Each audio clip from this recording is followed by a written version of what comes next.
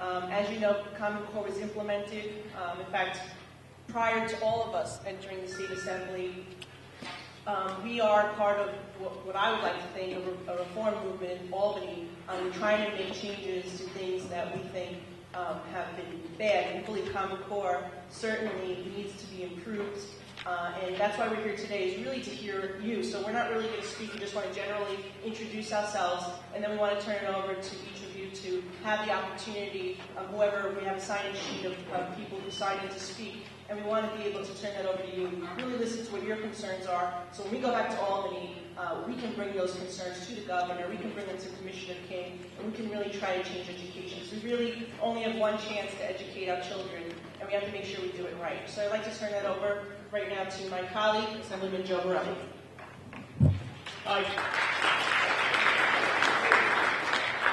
Hi, good evening, everyone. As Assemblywoman Maliatakis had mentioned, my name is Joe Borelli. I represent roughly the South Shore of the State Assembly.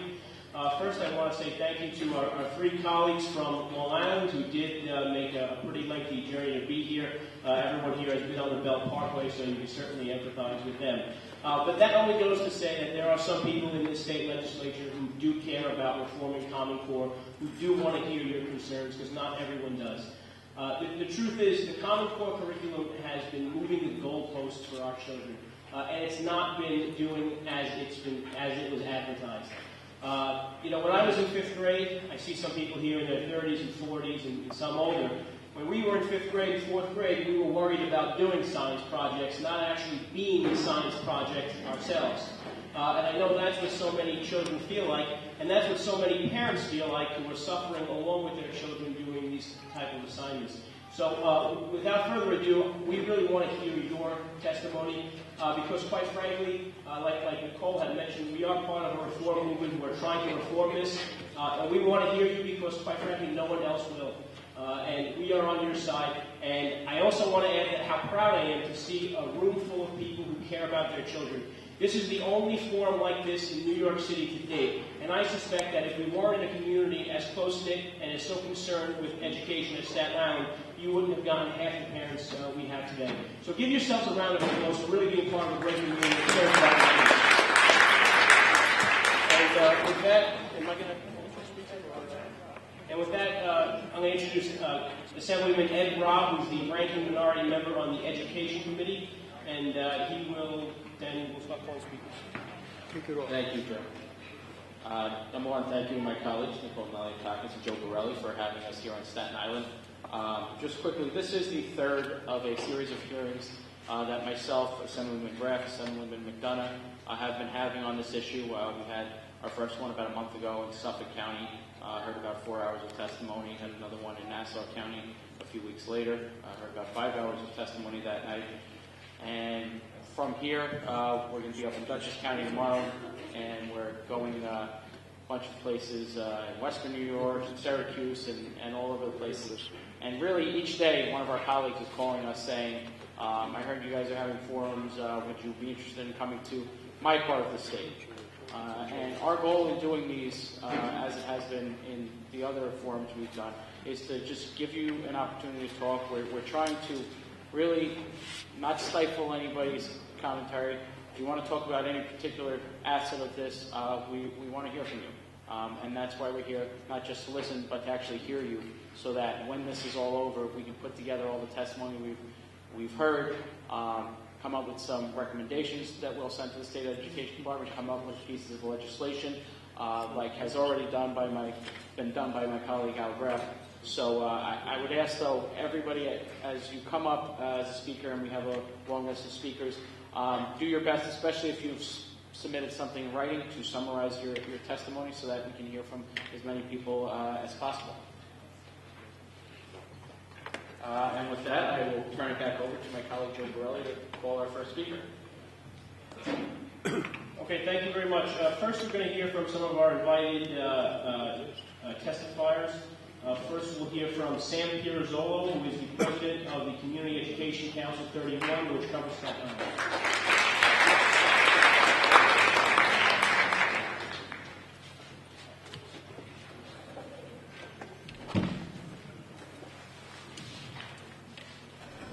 Good evening. Hello? You got it? Yeah, this is tough. All right, thank you very much for having this forum this evening. My name is Sam Pirazzolo. I'm the president of Community Education Council 31. And these people behind me, if they have a child in a public school, I represent them. And we're here to talk about Common Core tonight. And this is a very difficult subject that it's very difficult to discuss, whether it's 2 hours, 2 days, 2 weeks. But basically, this all began with the race to the top money. And instead of being called Race to the Top, it's more appropriately would be named, it's called Fast and Furious. We took the money before we even knew what we were getting into. We listened to academics, and we did not listen to teachers, and we certainly did not listen to parents.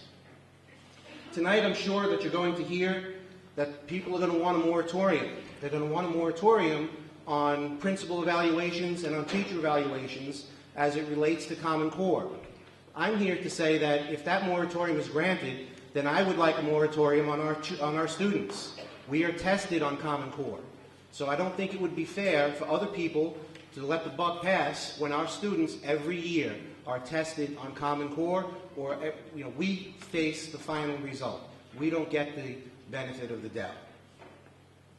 Our students have been demoralized. For the last few years, we've heard of the raising of the bar. Now, I have my daughter is in 8th grade, and I have to say that since I've been involved in the public school system, I've heard the bar has been raised maybe 3 or 4 times. And each time the bar is raised, our students and parents are told, your child is not going to do as well, expect a lower test result. And that's been very demoralizing. Our teachers are becoming fearful now because there's this new rating system, and there's tremendous pressure being put on our students, where we actually have students who wake up at night with nightmares. They vomit, they're losing their hair. The wrong message is being passed because people are afraid and no one really understands about what the Common Core is. It's been a very, very unfortunate consequence to our children. So the question that we ask is why do we do this? Why are we instituting Common Core? And I'll tell you, Mr. Ra, if you can, we need to stop reinventing the wheel every time we have a new president or every time we get a new mayor. There's always some new trick to education. The smoke and mirrors have to stop. I don't have a problem with Common Core. I have a problem with changing the plan every 5 years, every 8 years.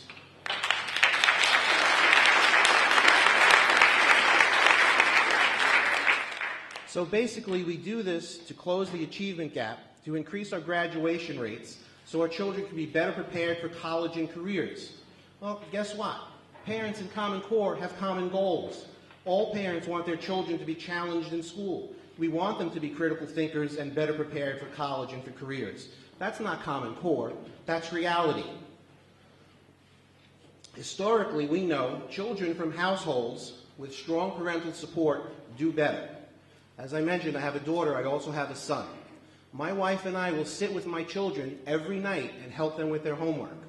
Now, it affects my son, who's in 5th grade, more, because Common Core is really affecting more of the basics of reading and math. We sometimes have to sit down and figure out for ourselves what the answer to the questions they're looking for are. So if Common Core is supposed to help close the achievement gap, if Common Core is supposed to help include graduation rates, and my wife and I have to sometimes sit down and look and try to understand what the questions are, what is going to happen to the parents of single households? What happens when you have 2 or 3 children or 2 jobs and you're not home to do this with your children? Common Core is going to devastate the very children it was intended to help.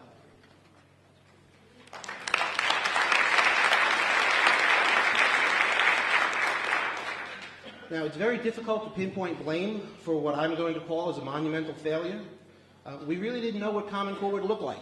3 years ago, I pleaded with the Department of Education, Cheryl Saransky was on Staten Island, to please involve parents in this discussion of Common Core. But unfortunately, the only thing we got for 3 years, and not necessarily to the fault of the DOE or to the teachers, the only thing we got was the philosophical idea of the concept of Common Core. Okay? We didn't really know what Common Core was until Pearson gave us the test, and we looked at it. We don't know what Common Core is until our teachers have received their textbooks or their materials, and our students receive textbooks. And to this day, that still has not happened all around.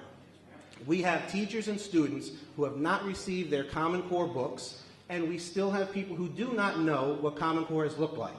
So in essence, we had to pass Common Core in order to see what it was. And right now, it's not working very well. And part of the reason that I'll say for this is because of the lack of parental involvement. For the last 12 years, parents have been ignored and abused by the educational system. No matter how good or practical our input was, we are overridden on a majority of issues. We've been forced to go through changes like Children's First networks. We're forced to have closures of schools, co-locations. Our districts are being run by bureaucrats instead of superintendents. The face of education has changed significantly over the last 12 years, and no matter how much money we have thrown at education, we still have the same exact problem from when we started. The DOE blames the UFT, and the UFT blames the DOE, while each pretend to have the best interest of children at heart. Well, you know who has the best interest of our children at heart? Their parents have the best interest of their children at heart. As legislators, you have the power every day to pick up a pen, turn on your computers, and make parents equal partners in their children's education. Education needs parents to become the third leg of a system that has been teeter-tottering for generations. Our involvement will finally bring balance to a system that is out of control and unchecked. Recently, Regent Kathleen Cashin has said that we have not listened to parents, teachers, and our children. We need to start listening to them and acting on their input. Only then will we win them back. And that was last month. And those are very true words. So if you leave this room tonight with anything, I would like you to understand that parents need a lifeline, our children need a lifeline. And whatever is going to be done to ease the burden, whether it be for teachers or for principals, that burden needs to be eased for our children also. Thank you. My name is Al Graff. How many educators do I have in the room? Okay. And I'm going to use you to start this off. I'm sorry, Sam. Look, I've got a degree in elementary education. Okay? I've looked at the curriculum. I'm looking at the homework that's coming home.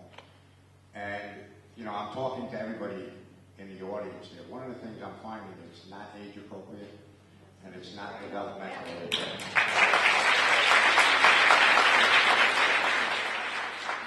I still can't fathom why a first grader has to be able to point out ancient Mesopotamia on a map and to discuss with me what contributions ancient Mesopotamia has made to modern civilization.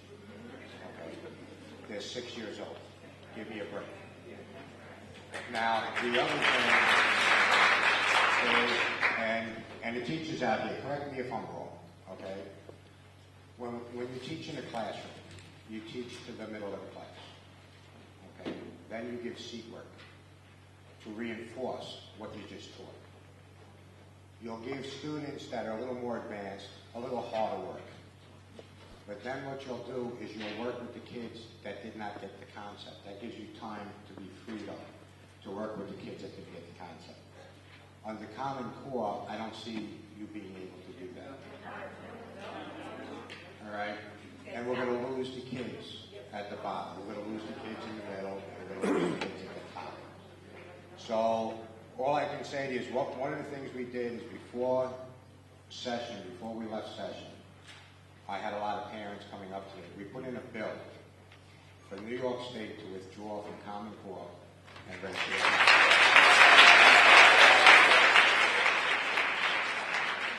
And the idea behind this bill was to get a conversation going. All right? And just to let everybody know here, trust me, we got a conversation going. It's throughout the whole state. But now we're going to listen to parents here tonight. All right? And the parents are going to come up, and what they're going to say is, I'm just a mom. But before we even finish this, I want everybody to know, this is a mommy-led movement throughout the state. Mothers are putting their money up. Mothers are doing more. The idea here tonight is to listen to you. Talk to us about what you're seeing in your schools. Talk to us about what you're seeing at home. I'm hearing kids that are saying they're sick, they don't want to go to school. I have kids that are cutting themselves. I have parents that can't help their children. I have children that are coming home from school saying I'm stupid. I don't understand this. All right? This is, look, and I appreciate everybody coming here tonight, and I appreciate you talking to us. Now, as far as education is concerned, I agree with you 100%. They have to step back a little bit. They have to take a look at this. But Common Core, if you look at some of the curriculum and you look at the math and everything else, I found... Excuse me a second. What does it say on that book? This one is test prep. Okay. Test prep is the one thing that we have been told that our schools don't prepare for. But the title of that book is test prep. Right. Well, and the other thing too is when they gave the tests to these kids, the teachers weren't allowed to see the tests. Now, I went to Plattsburgh to get my degree in education, which has a good education for elementary, and the purpose of the test is to see if I'm testing, or if I'm teaching it correctly, to see if the kids are getting it. Well, how can I adjust my teaching if I'm not allowed to review the tests? Okay, and that's one of the things they're doing. So I just want to thank you, and I want you to know where we're coming from, a lot of us, and what these forums have been about. And I'm looking forward to the other parents and teachers testifying. If I'm saying something, anybody here disagree with what I've said so far? Okay. Sam, I thank you very much. Thank you. I'm David Dunn. I just want to make a couple of comments. Number one, it started, and the damage that has been done to the children already is not going to be reversed overnight. That's a real problem. The children, as Al said, the children are so demoralized and so scared to go to school, it's going to take a monumental effort to try and reverse that because they're in their formative years. So this was done too early. And the one thing is that it's not that the education department and the people who put this together didn't listen to educators. It's that they didn't ask. They never asked them, how can we do this and when should we do it? It came out too early. Much of these materials in many school districts were not available because the schools had already spent their budgets and they had to pay for this stuff. So as you all testify, just know that we're aware of what's happened and mainly the damage that's been done to the children so far, and we've got to stop that. And you just described some of it that you've seen in your own family.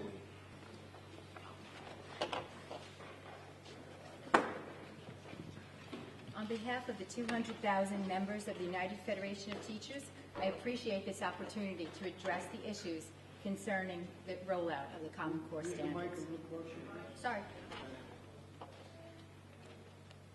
Before the Common Core standards were created, each state has its own set of educational standards, which differ in academic content.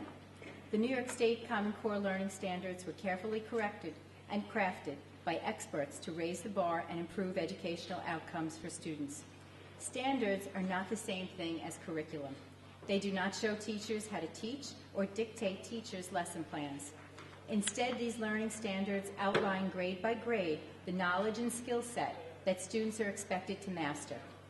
Unlike previous standards, the Common Core standards are considered far more rigorous because they go beyond memorization to require students to become skilled in analytical thinking, reasoning, and problem solving. We know that effecting meaningful change is a very difficult thing. We never considered that shifting to Common Core standards could or should be easy and fast. The rollout needs to be carefully thought out process, which includes the provision of ongoing professional development for the teachers. This hasn't happened in New York City. The rollout in the city has to this day been fraught with severe delays and mismanagement. Many schools still now, 3 months into the school year, lack the curriculum materials they need to teach the Common Core standards. This has created a dangerous situation. It's dangerous for our students, who will in a matter of months once again take state tests based on these new standards. In New York City, students' results can have lifelong impact by determining everything from whether they're promoted to the next grade or whether they're admitted into a selective high school program. The United Federation of Teachers is asking for a temporary moratorium on high stakes attached to state tests. Both the state and New York City need to pause in having test results used in high-stake decisions, whether it's students are promoted to the next grade or in teachers' evaluations. Before you would design and construct a complete curriculum, normally you would construct it, and then you would design and implement the tests. New York State did not do that. They created the tests, and then they decided how are we going to teach to the tests to have the children pass them, and it didn't work very well. The U of T repeatedly asked the Department of Education for new curricula and professional development aligned to the Common Core in advance of last spring's tests. We didn't get it, and you saw what happened across the state. Students' scores plunged. The drop in the test scores was staggering and absolutely unnecessary. We're now 3 months into the school year, and the U of T gets continual cries for help. Some schools did not receive materials. Some are reporting they received the wrong books. Some have low quality and incomplete materials. One company sent a comic book version of a novel that students were supposed to read. Another school received reading and writing guides from Pearson that had portions printed upside down. The quality and validity of much of the new curriculum is uncertain because many of the materials haven't even been evaluated by experts or tested in the schools. One of the most purchased elementary school curriculum is Ready Gen, written by a giant commercial publisher, Pearson. Some of it appears to have typos and misprints. The pacing of the lessons is way off. The training it provides for teachers is insufficient. Instructions are confusing. Pearson has told teachers they're still writing some of the units for this year. In other words, Pearson, which is being paid millions of taxpayer dollars, is supplying city schools with untested, sometimes even unfinished curriculum that lacks scaffolding strategies and is not developmentally appropriate for early grades. The problems we're experiencing were unfortunately predictable. When it first became clear that districts like New York City were dragging their feet on developing new curriculum around Common Core, the State Education Department should have stepped in to ensure that the work was completed. The New York City DOE only began to engage in the program once it became clear that the children's test scores would plummet and that they would be facing a huge public relations problem. This meant that the books and teachers' guides and other materials that conformed to the state-approved curricula had to be rushed into production at the last minute. For teachers to be effective, they need time to learn the new standards, prepare the lessons that are aligned to them. We would not send police officers or firefighters without the right equipment to do their jobs. We don't expect doctors to use new technology without proper training. Yet our state and city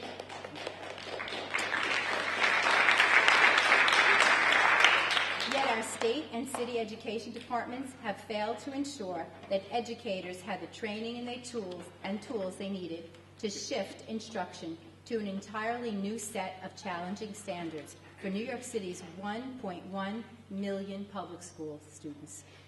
Without professional development, teachers lack support and guidance they need to confront obstacles in teaching Common Core. For example, when a child is in 5th grade and they read at a 2nd or 3rd grade level, what then? How can the teacher adapt the new curriculum and compensate with the other materials? What about English language learners and children with special needs? It's unclear if the supplemental materials for these students have even been created yet. And what about students? Last year, they had to take tests they weren't prepared for, and they were told their terrible scores didn't matter. What 4th or 5th grade student understands that? And now we're going to do it to them again. What happens to a child's belief in his or her own ability to succeed? And what do you do then? How do parents explain to their children that they're not proficient? In view of this terrible rollout in Common Core, the U of T is asking for the moratorium. These tests cannot be used to make decisions for students, teachers, or for schools. We need to take a pause.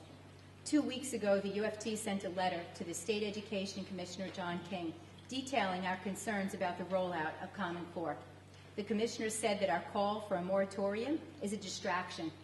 If calling for a solution to these problems is a distraction, and the need for every teacher to have the proper tools and training is a distraction, then is it hard to have confidence that New York State will successfully implement Common Core? Let me be clear. The U of T supports Common Core, but in light of a severely mismanaged transition to the new standards, it would be unconscionable for the state and city to base test results on anything that's important. Using these test scores, we must correct the problems with the rollout for Common Core. First and foremost, teachers must be able to go back to teaching.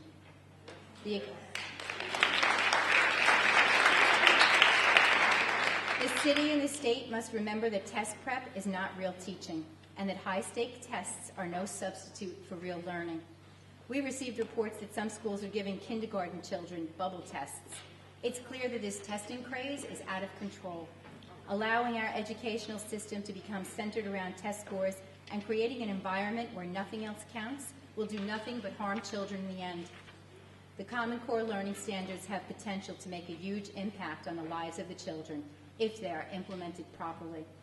The rollout so far has set us back rather than moved us forward. Our students cannot wait until next week, next month, or next year to get it right. They need us to help solve their problems now. So the United Federation of Teachers, which represents every teacher who teaches in public schools in the city of New York, went to the state and said, we are having significant problems implementing this curriculum, and the state's reaction was that you are distracted. Right, exactly. Instead of being a help, So again, to be clear, That's amazing.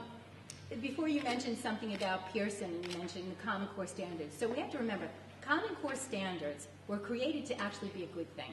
It was created so that if I have a child in the 4th grade and I move to Florida, that child doesn't miss a beat. They're learning the same exact thing. That's a good thing.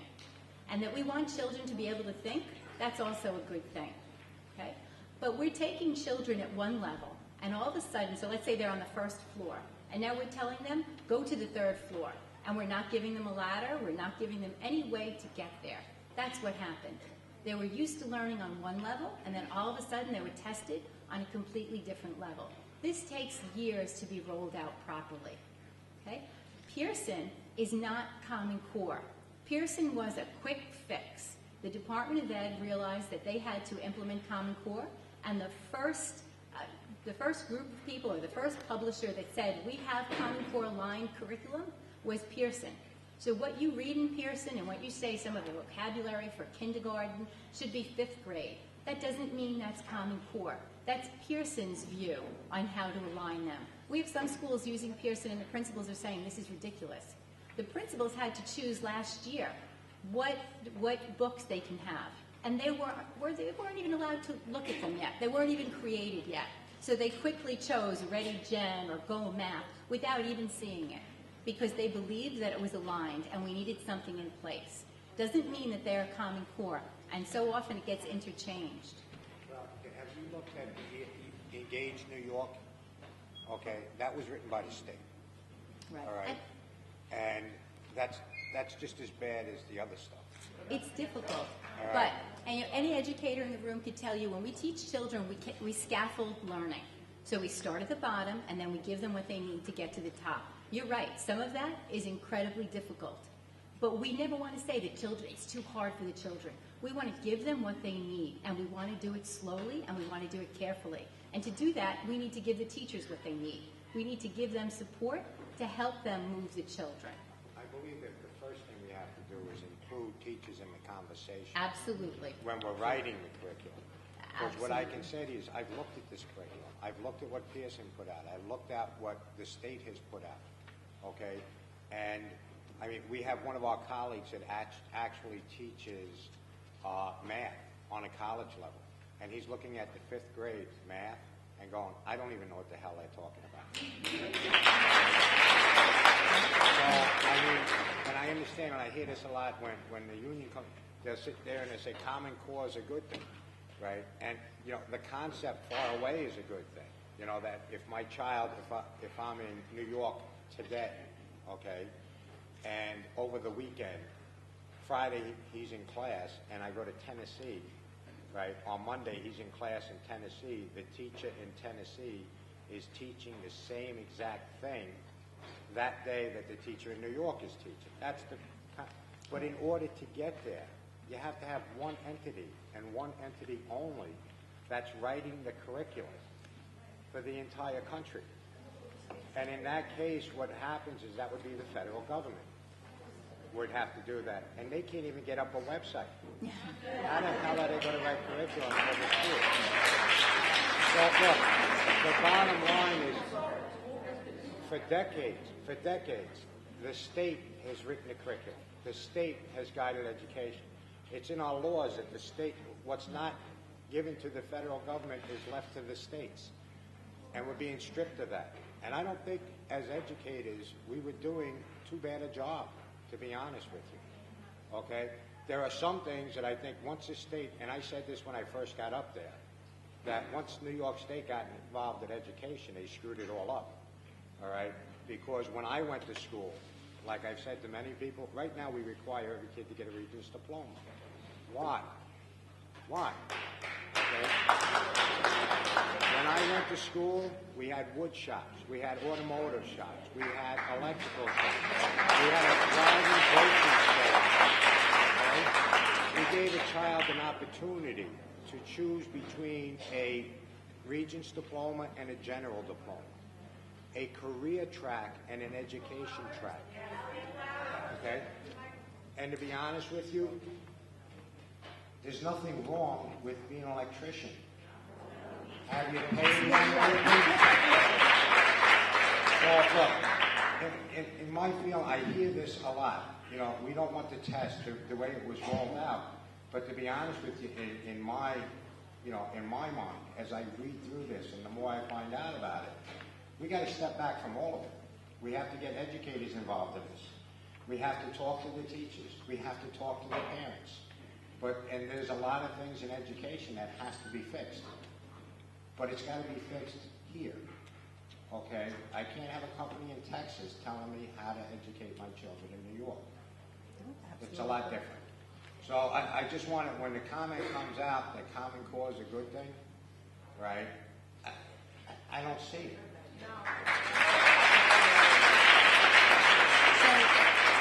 So the theory behind Common Core is a good thing. And what happened was it was rolled out so horrifically that we kind of missed. Well, I'm not going to pick on the students, but the bottom line, and I understand, in a far-off way, it would be nice in a utopian society, but I don't think that this concept. Well, at this point, I think teachers would prefer any curriculum to what they've been having. They haven't, and so you haven't been in education for a while. Standards were gone. Curriculum were gone. There was a time when teachers were told any textbooks, throw them away. They were left to try to build curriculum by themselves. They were left to look at books and try to figure out what I need to teach. It has been horrendous. So Common Core, we thought at least that was starting to get books back into classrooms and starting to get some sense of normalcy. It hasn't worked out. But you're right in that educators need to be part of the process. Absolutely.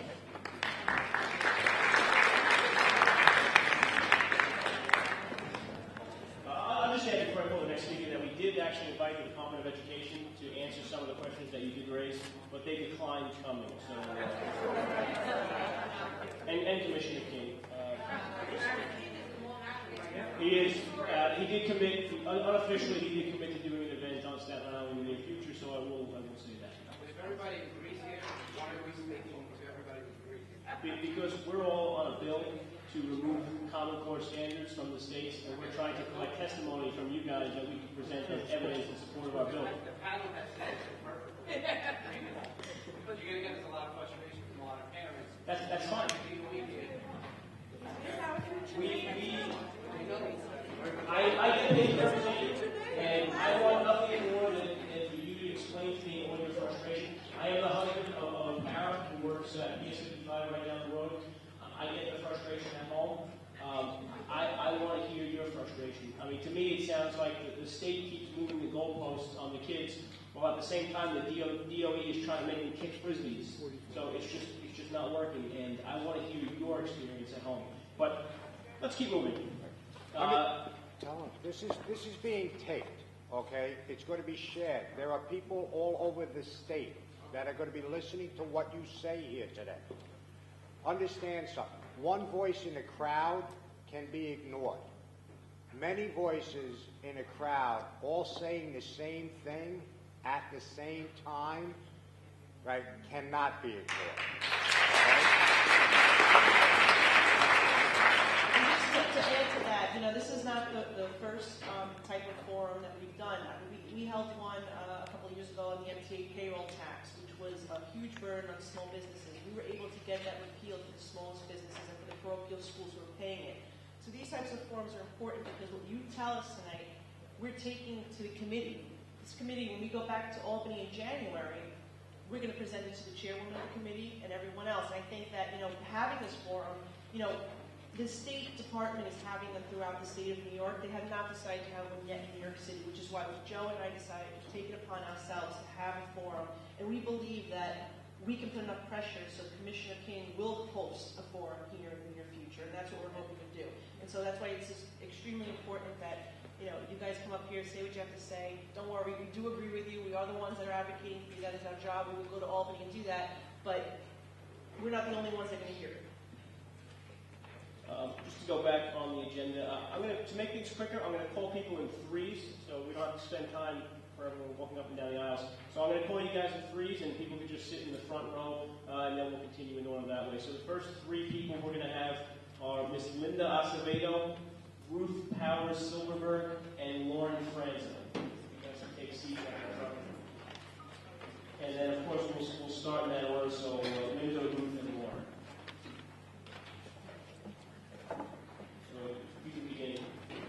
Okay. Hello. My name is Linda Acevedo, and I'm an educator and a parent of children with special needs. I have worked as a self-contained educator for children for almost 8 years. I also have a 3-year-old autistic daughter. I speak to you tonight of why I feel the Common Core state standards are inappropriate for elementary-age children.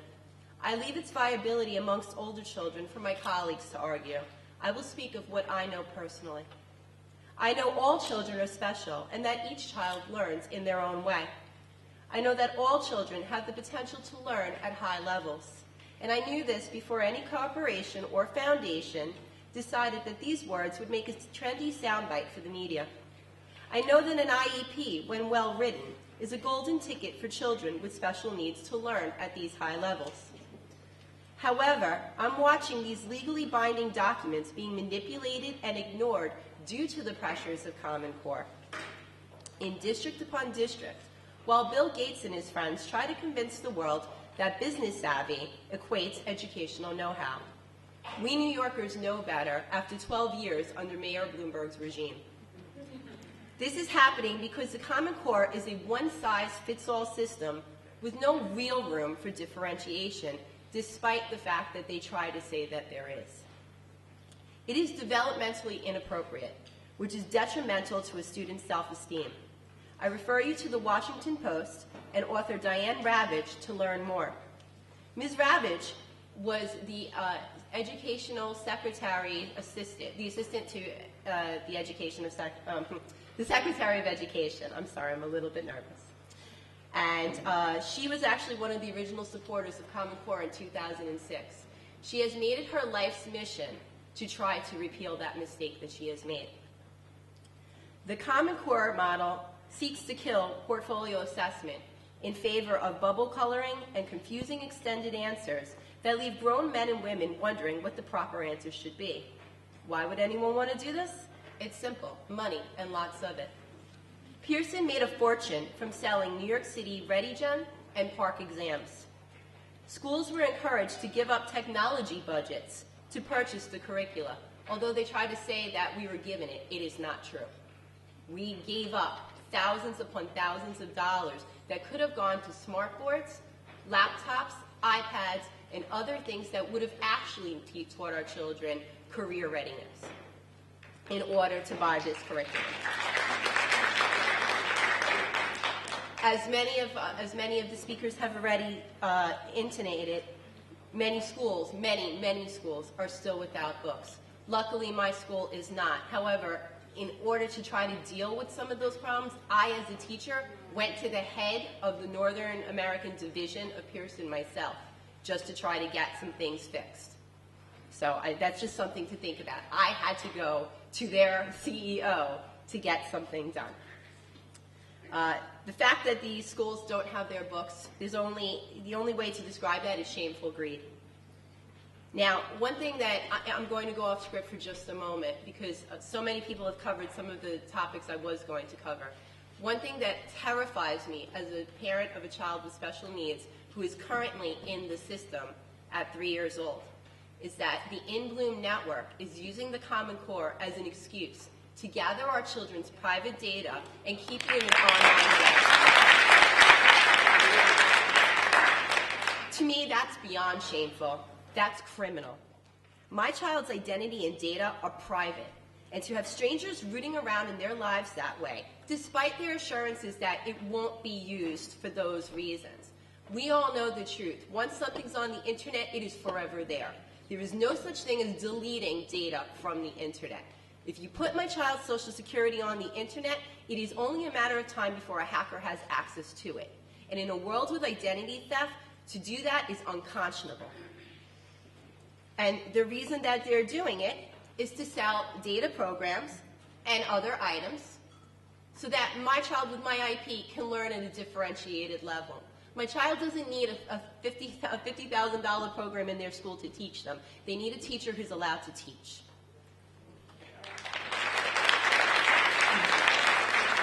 The whole idea of In Bloom harkens to an Orwellian Big Brother society, and it saddens me that this is what we've come to.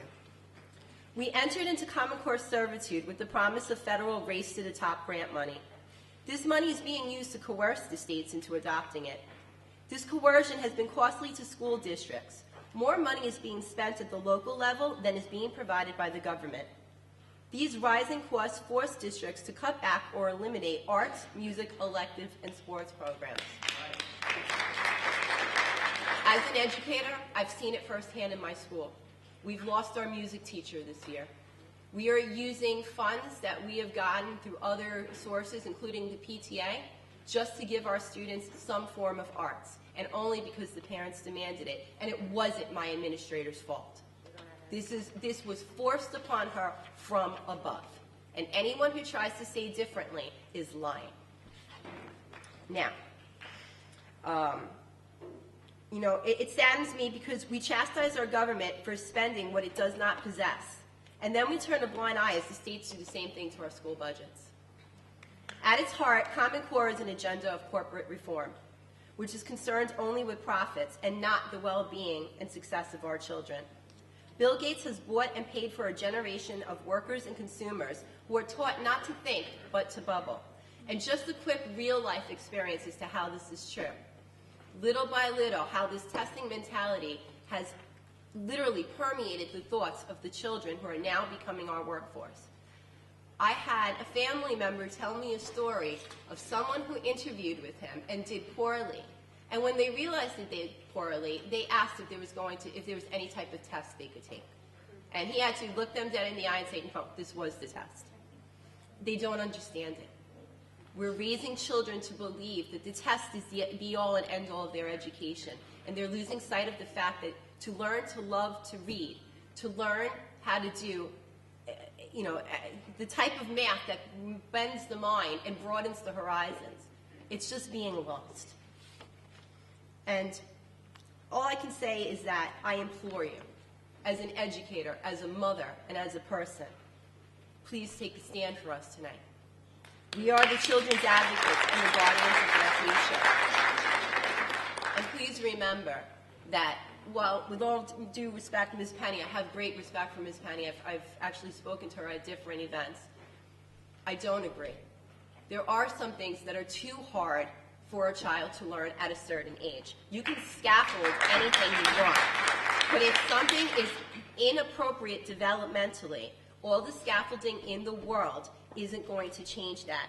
You can't teach a six-month-old how to play peekaboo and not have them surprised. Why? Because object permanence comes at a certain age. You can't force that.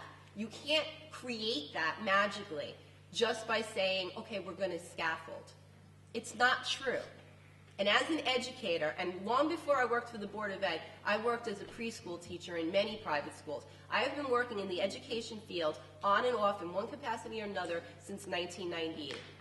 And I'm telling you, you can't force certain children at certain ages to learn certain abstract concepts. You can't. You can't scaffold that. And to try to pretend that we can is to set our children up for failure, and it's not right. So I speak with you from the bottom of my heart. You say that this is going to be taped and taken. I pray that it will be. I pray that your words are heard, although I fear that you're facing an uphill battle because there seems to be so many people in the pocket of this system. We talked about demoralizing children. Let me tell you, the teachers are demoralized.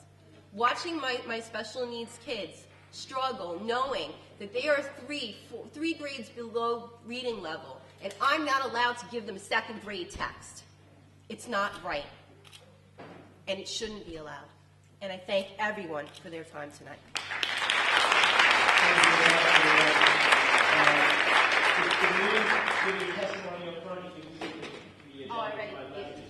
Thank you. Next is Ruth.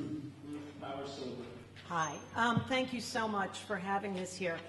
I'm actually a former Long Island resident. I moved to Staten Island 4 years ago. I did the commute for 7 years because my son was in a very good school district on Long Island, and I wanted him to graduate there. Herrick's. In addition, I am a professor at the College of Staten Island in the School of Education. And prior to that, I was a music teacher, an early childhood teacher, and a school administrator in Port Washington.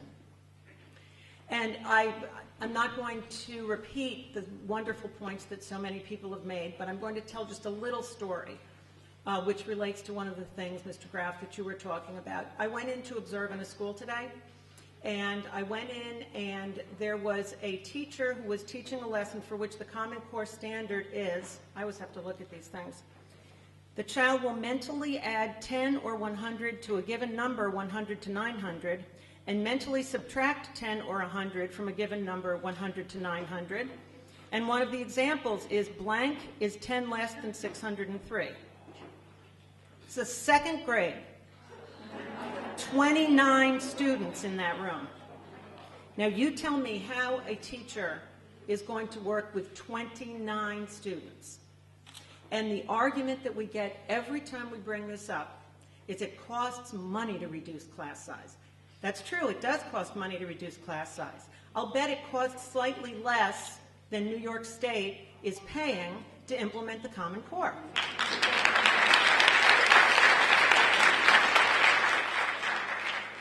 And the other 2 points I wanted to make are, when people talk about raising standards and rigorous standards, that idea comes from the notion that every child deserves to be expected to reach high standards. If we don't do that, then we're subjecting some children to working at less than a level than they could be, and we certainly don't want to do that. But the children who have low performance on the standardized tests, the be-all and the end-all, I don't agree with them at all. But these are the students that we are supposedly putting the Common Core in place for. And I think it defies logic that if somebody doesn't have the support they need to do something, that you're not going to give them any more support, but you're going to ask them to do more. That's like if I was supposed to jump 10 feet in the air and I couldn't, and instead of letting me work out and train with somebody who could help me get to that 10 feet, you say, okay, tomorrow you have to jump 20 feet. It doesn't make any sense, and this is what we're spending our money on.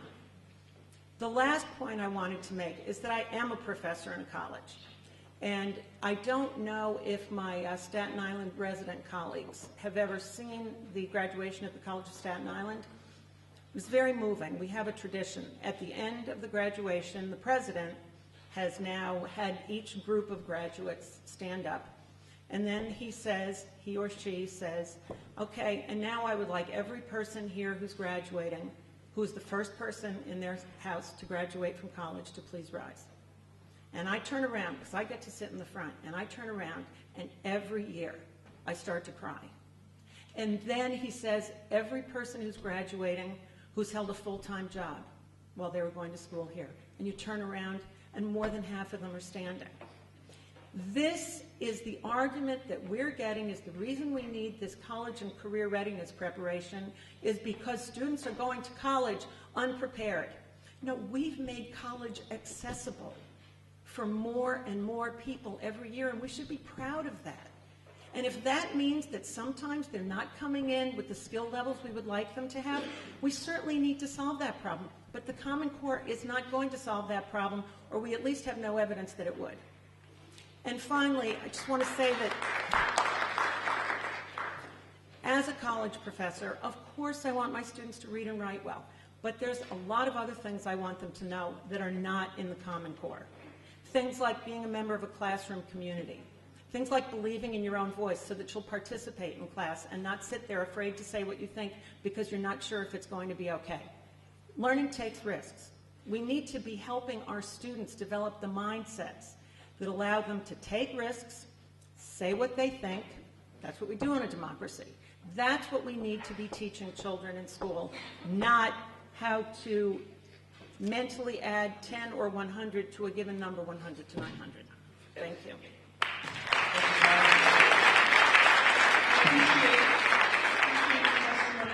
I'm one of those, the first in my family to graduate from college, and so I appreciate your comments.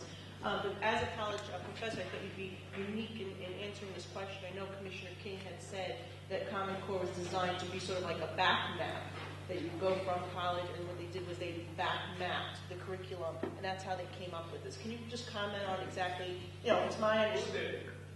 Excuse me? Oh, Commissioner King was saying that this is how the Common Core was developed as a back map. I don't believe children can be taught as a back map because everybody is unique, as you were saying. Would you just comment a little bit on your thoughts as a college professor? Yeah, well, there's a few things. First of all, the ratio was 1 out of every 60 people who participated in creating the Common Core standards was an educator. 1 out of 60 was a teacher. So whoever did this back mapping, nobody ever asked me what students need in order to be ready for college. Also, the Common Core state standards are not Common Core state standards. They were adopted, as you know, by the National Governors Association. It's a national initiative. It is not a state initiative. And I absolutely agree with you. The notion of backwards mapping, it's good to know where you want students to be. But we had standards that said that a long time ago. And like the gentleman who went first said, we keep reinventing the wheel and adding new things. We haven't tried the things that we're using now long enough to find out whether or not they work. It's one of my favorites. So we don't know. And as a researcher, I have a great deal of trouble with the notion of investing a lot of money in something that you have no evidence that it's going to be any different than what you're doing now. You can probably tell from my first story that I'm a great believer in reducing class size. I think that reducing class size would go a long way to helping our education. Thank you. Thank you.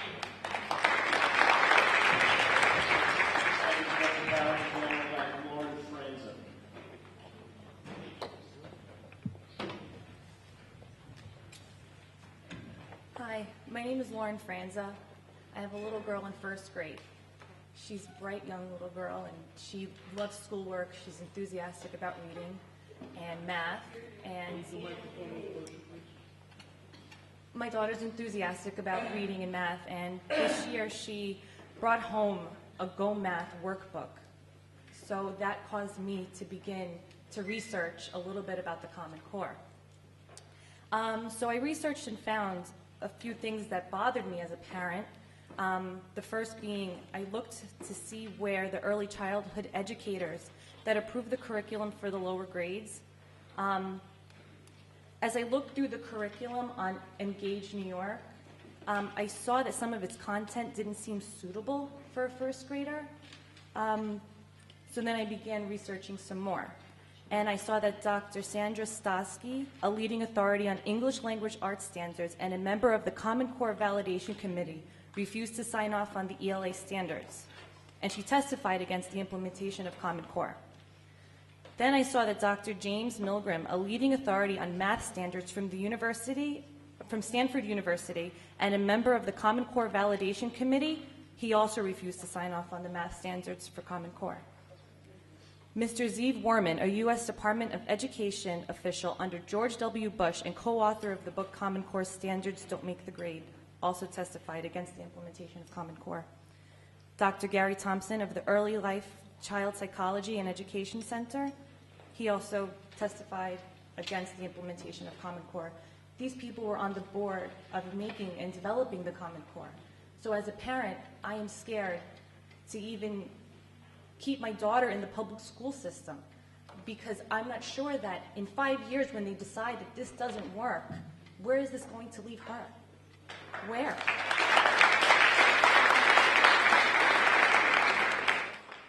So I began looking, and as a parent, you know, we're all busy. I'm busy. I have 3 children. And, you know, everybody's busy with their everyday lives. I'm starting to look through the internet, trying to find, well, where is the Common Core been tested for accuracy? I can't find any focus groups that they've tested this on, because they just implemented this in 2009 when they passed the Race to the Top grant. This just doesn't seem fair to our children. Granted, my daughter does well with this crazy math and, you know, find an argument or look for evidence in text. She does well with it, but I don't see how this is going to help her later on if she doesn't learn the fundamentals in math that I learned.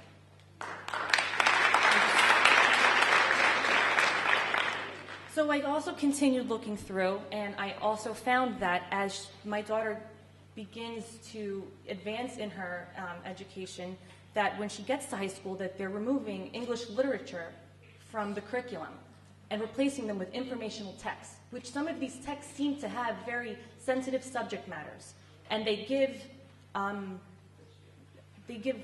opinion as fact, which also I don't feel very comfortable knowing that, you know, we read the great works of English literature, and it taught us how to be writers and learn vocabulary. Now they're replacing it with informational text, that they'll be able to read these on their own for pleasure. It just doesn't sit well with me as a parent. So, you know, and on a side note, I also researched and found that Commissioner King's children go to Montessori school.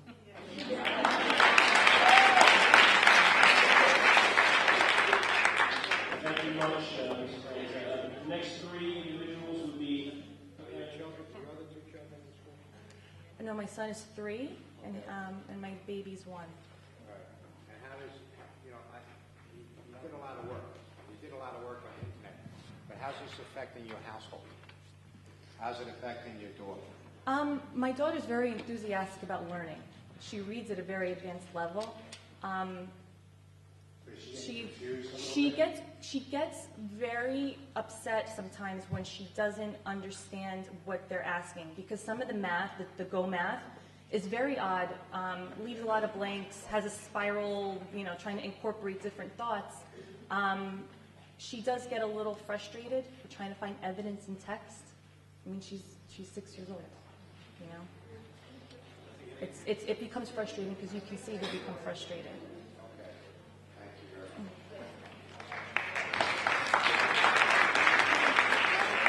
The next 3 folks are Alyssa De Caspres, Terry Serich, and Clifford Hagan. I'm sorry she didn't enjoy reading instruction manuals, right? So first we'll have Alyssa. Whenever you're ready, please want to sit there. It's fine. Thank you. Good evening. My name is Alyssa De Caspres, and I'm the mother of 2 sons, both of whom have gone through public school. My oldest son graduated from the Academy of Finance program at Wagner. My younger son is currently in the Institute at Tottenville. I myself am a graduate of New York City Public Schools, which led me to college and ultimately law school. I graduated high school in 1984 without Common Core. For those children now in 2nd grade, they'd have to figure out I'm 47. Some of you may remember when our teachers were allowed to teach actual lessons and not how to take a standardized test. You may also remember when we started out with the basics, dare I say reading, writing, and arithmetic. Actual spelling words, penmanship, and mathematical concepts. I am here tonight to speak out against this latest and greatest education idea.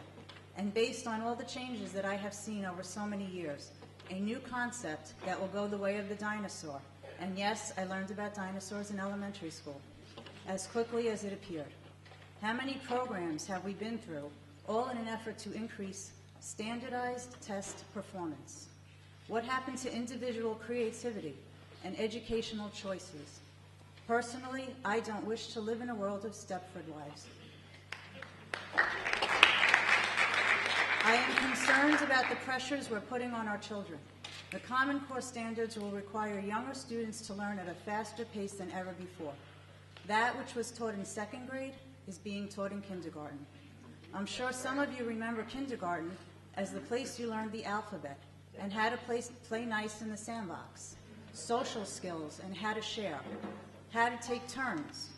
Well, when I drove here tonight, I realized maybe not everyone went to kindergarten.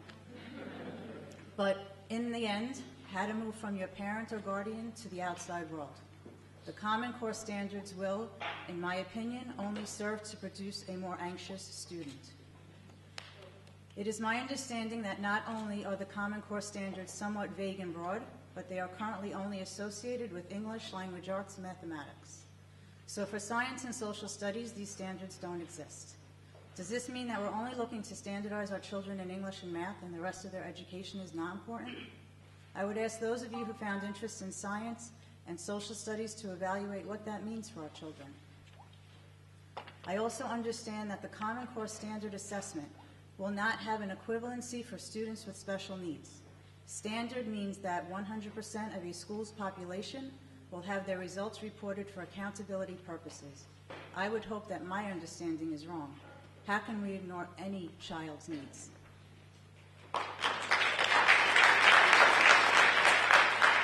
There are states that hold their students to a higher standard while there are some that have a lower standard. The Common Core requires that the states come to a middle ground, meaning that the states that have a higher standard will have to come down to meet others. Is this the commonality that we want? Our children should be provided with the best possible education we can give them. We need to raise productive members of society, whether they choose to grow up and become a scientist, a janitor, a lawyer, a bus driver, a teacher, a nurse, a police officer, a bank teller, an artist, or a musician. Their options are endless until we force them to fit into a neat little box with a big number 4 on top. The problem is, well, it's rotten to the core. Thank you.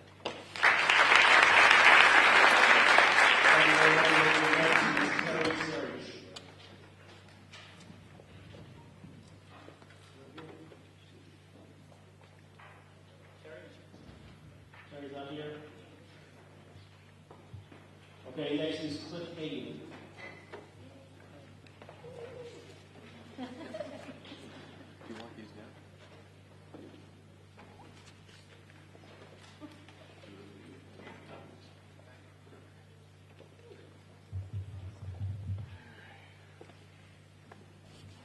Certainly, thank you. I appreciate you all being here. Appreciate your effort to getting here tonight. And appreciate the two of you for setting this up. It's a great opportunity. I've written brief remarks, so I'll read them. Now in my 17th year of teaching for the Department of Education, I feel compelled to share my experiences as a teacher of special education and how the Common Core learning standards have impacted my professional craft. I have taught middle school students from Bedford-Stuyvesant, Bushwick, and Brownsville, and middle school students from Arlington, Mariners Harbor, and New Springville. Each student I have taught has had at least one disability, and each has had an individualized education plan with modified promotional criteria. Such criteria are developed after assessing a student's abilities and their relation to state standards with reasonable deference to their disabilities. Special education students grow accustomed to enduring state exams which undervalue their abilities and systemically reinforce their inabilities. The implementation of Common Core learning standards has raised the bar for students citywide, but has exacerbated the duplicity of state testing for special education students with modified promotional criteria. This school year, I have been repurposed as an integrated collaborative teacher in ICT. As an integrated collaborative teacher, I am tasked with supporting 11 middle school students with individualized education plans within a general education setting. Each general education teacher I have spoken with accepts the higher standards and quicker pacing set forth in the Common Core standards. Each accepts that their students are coming to these more challenging standards without the benefit of the full implementation of the Common Core learning standards in past years. Teachers communicate information and facilitate learning. so the Common Core learning standards do not immediately impact their performance. For me, as an integrated collaborative teacher, I am concerned with my students' abilities to perform to a higher standard, quicker-paced curriculum, which is partially built upon information not presented to them in lower grades. Without a solid scaffold of applicable prior knowledge, without time for practice and rehearsal of newly learned skills, my students will find it difficult to approach the standards set forth by Common Core learning standards as assessed by state exams. A rising tide may lift all boats, but those floundering at the shore need adequate yet unavailable lessons to swim. Thank you.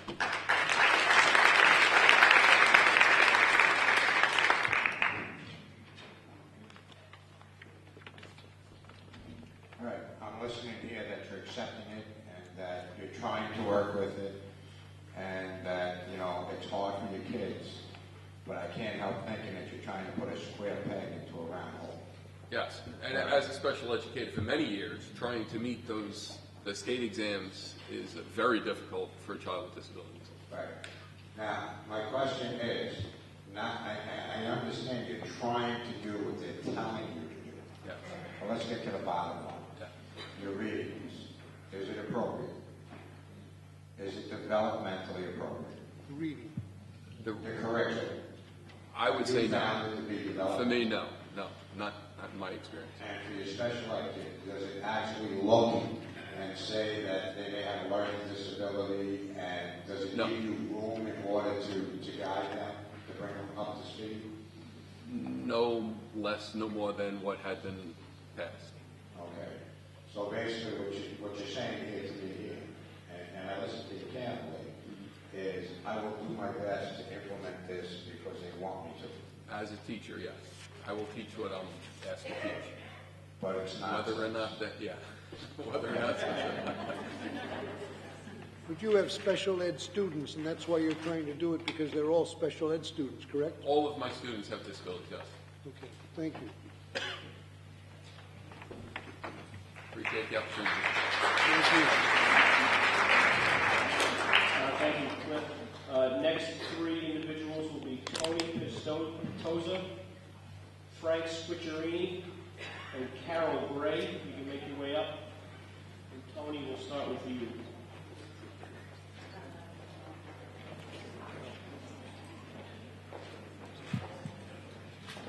I know those two. You must be Tony. I must be Tony. All right, Tony, you're up first.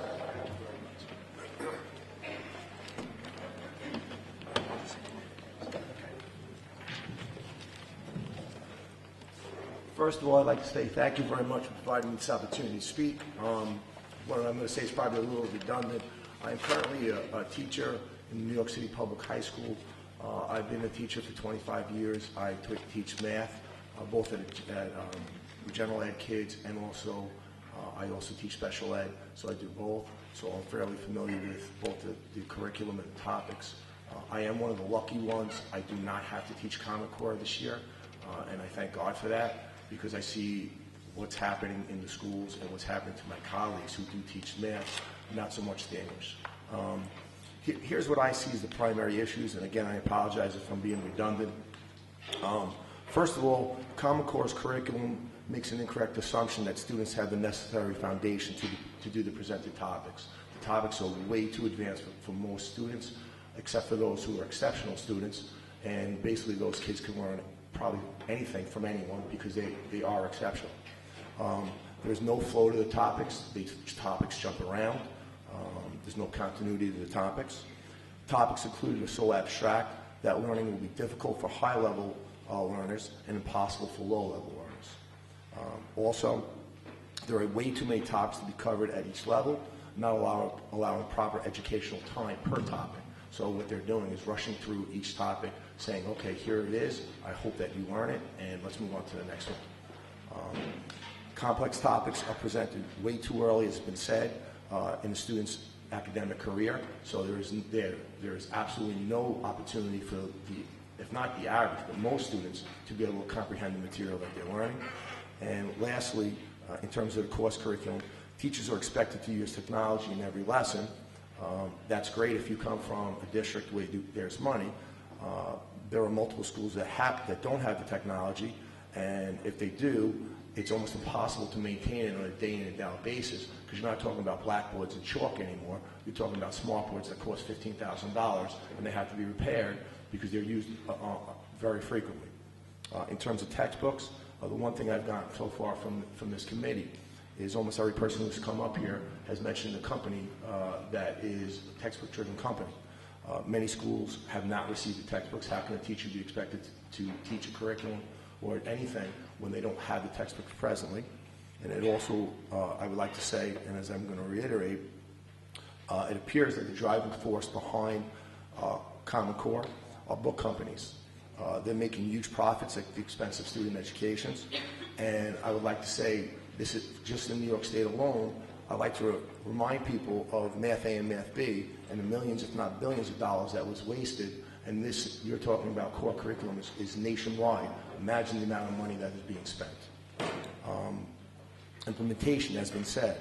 Programs should have been phased in over 8 to 12 year period of time. This is an educational process that wants to change the way students approach learning. It should have began at the first grade level and proceeded through the following school years, thus allowing students, parents, and educators time to in transition and make adjustments to those programs. Now, as a person who goes to a high school every single day and is surrounded by my colleagues, assistant principals, students, parents, here are the things that I've observed. Parents do not believe in core curriculum, or Common Core, I should say. Students do not believe in Common Core because they don't like the way things are being presented. Assistant principals do not believe in Common Core. The teachers, for sure, do not believe in Common Core. Principals do not believe in Common Core. New York City superintendents do not believe in Common Core. Even people in the New York State Education Department are starting to waver regarding Common Core. And the bottom line is Common Core has created a negative learning environment in schools where both teachers and students are, if not unhappy, they are at times miserable because of the amount of pressure that is being put on them from the extraneous environment. Okay. And lastly, I'd like to say this. Federal money. Common Core was put in place because the federal government has provided federal dollars if states adopt this program. In short, states were bribed to adopt Common Core at the expense of our children's educations. And all I can think of, and I am not a political person, is when I think of Common Core, I think of Obamacare and what has happened with Obamacare and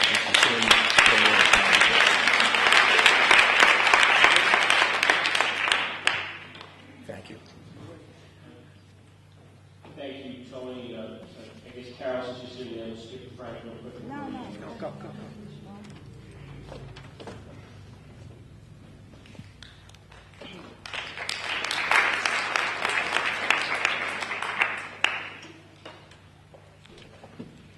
Good evening. Thank you so much for allowing us to speak today, because I feel very passionately about this topic. I stand before you today not as a teacher, not as a member of the Board of Education, not as a political candidate. I am first and foremost a parent who is extremely concerned not only for my children, but for children across our nation who must endure the rigors of Common Core. I feel, as do many, that this curriculum is pointless, senseless, and will not achieve the goals it has set forth. Many kids are failing, crying, throwing tantrums, and feel they are not worthy of achieving anything in life. The Common Core was developed to have all our kids learn exactly the same way. However, we are not clones that were created in a lab. Our children are individuals with different strengths and weaknesses.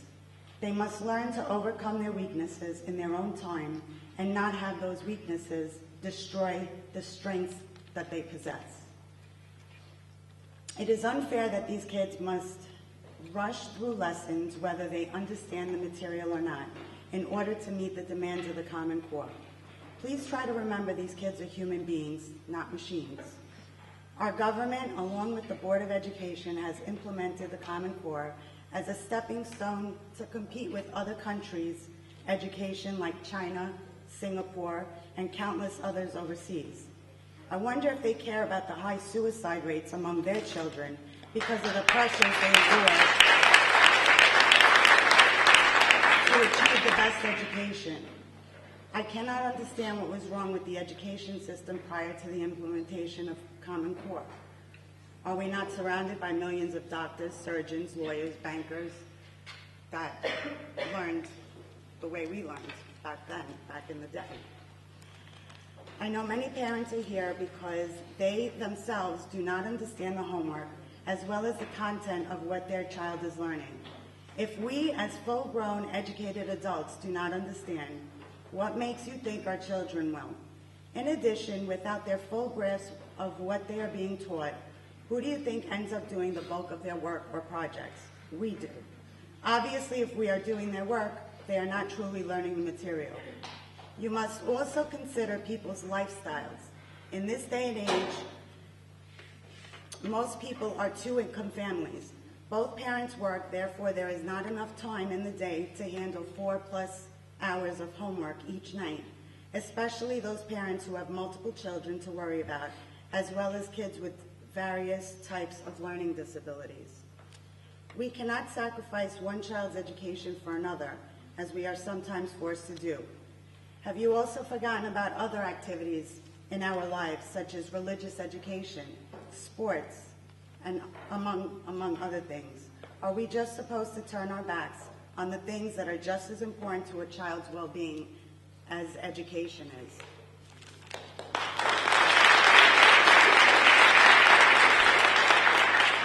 Our education system has become so flawed that it has diminished the moral and family values that have been the basis for our children's upbringing in years past. I know I speak for myself and on behalf of thousands of parents when I say that the Common Core has ripped away our children's innocence and tears down the confidence they don't have anymore to become happy, healthy adults. Not depressed, anxious children that are unable to handle the pressures that the Common Core unnecessarily puts on them. I am trying to get the word out that more needs to be done for the parents' voices to be heard and acknowledged. We cannot as a nation stand by and allow this curriculum to destroy the generation of students who are supposed to be the foundation of our future. These kids are getting physically sick. They have eye tics, gastrointestinal problems, anxiety, depression, migraines, because the standards are way too high and 100% emphasis is being put on testing instead of good old-fashioned learning. The basis for the Common Core is to prepare our kids for college at 4 years old. I think that's a joke. And I feel that this will backfire because instead of kids looking forward to their future education, they're going to want to drop out by the time they reach high school. And they will resent and hate school. School should not be a 24-hour thought. I feel that we must go back in time when there was a happy balance between school, family, and play.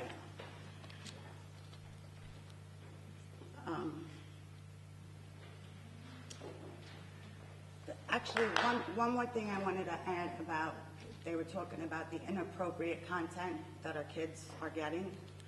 There were 2 reading passages, I think a lot of parents know about this, that I can't believe this was given. It was, I believe, for 6th grade as a take-home test. Robert and Jack ran home from school eagerly to see their mom. She had left a note on the kitchen table saying that she was leaving their father to start a new life on her own. Robert and Jack burst out in tears and said, "Why did Mom abandon us?" That was one. Jessica was very depressed. She had graduated from her class with top honors. She went on many job interviews and couldn't find a job. She asked, "Why was I put here on earth? What is the purpose of my life?" I just cannot understand. I don't want my child hearing this. 6th grade. There was another, I don't have the story verbatim. There was in 3rd grade about a mom who found a beret. She had black hair and found a beret with blonde strands of hair hanging from the beret. And the kids are being asked, what was she thinking at that moment? It's disgusting. I don't understand why our children are, why this is part of their curriculum. The last thing I want to say is that we cannot stand idly by where this curriculum will destroy the children that we have created and molded, and not allow the Common Core and data mining to create or define who our children will become.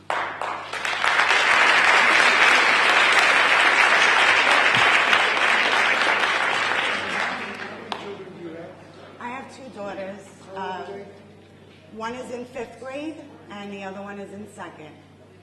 And my 5th grader, she got an IEP, but 2 years ago when I started to see her grades decline, she was one of, what Mr. Graff said, she was one of those kids that came home, why am I so stupid? What's wrong with me? I didn't know what to, you don't know what to do, your heart breaks, and there's nothing we can do because we're forced into this curriculum. There's just nothing, as a parent, as teachers, we have no say. I think what you're doing now is giving, you're giving your voice out, and just to let you know, I mentioned that I did put a bill in to withdraw from Common Core, race to the top. Outside there are cards, and there's actually a website, and it says fixnyschools.com, and it's actually a petition, a letter that goes right to the governor's office, right to the governor. So right now there's more than 15,000, there's about 15,000 signatures. He's gotten 15,000 emails. Well, all I can say is, your voice is one of many. If you chip in, and what you're doing right now, what parents are doing all over the state, people are speaking up. And, I'm going to put it bluntly. Next year for the state is election time. Okay? And the bottom line is, they better start paying attention. Thank you.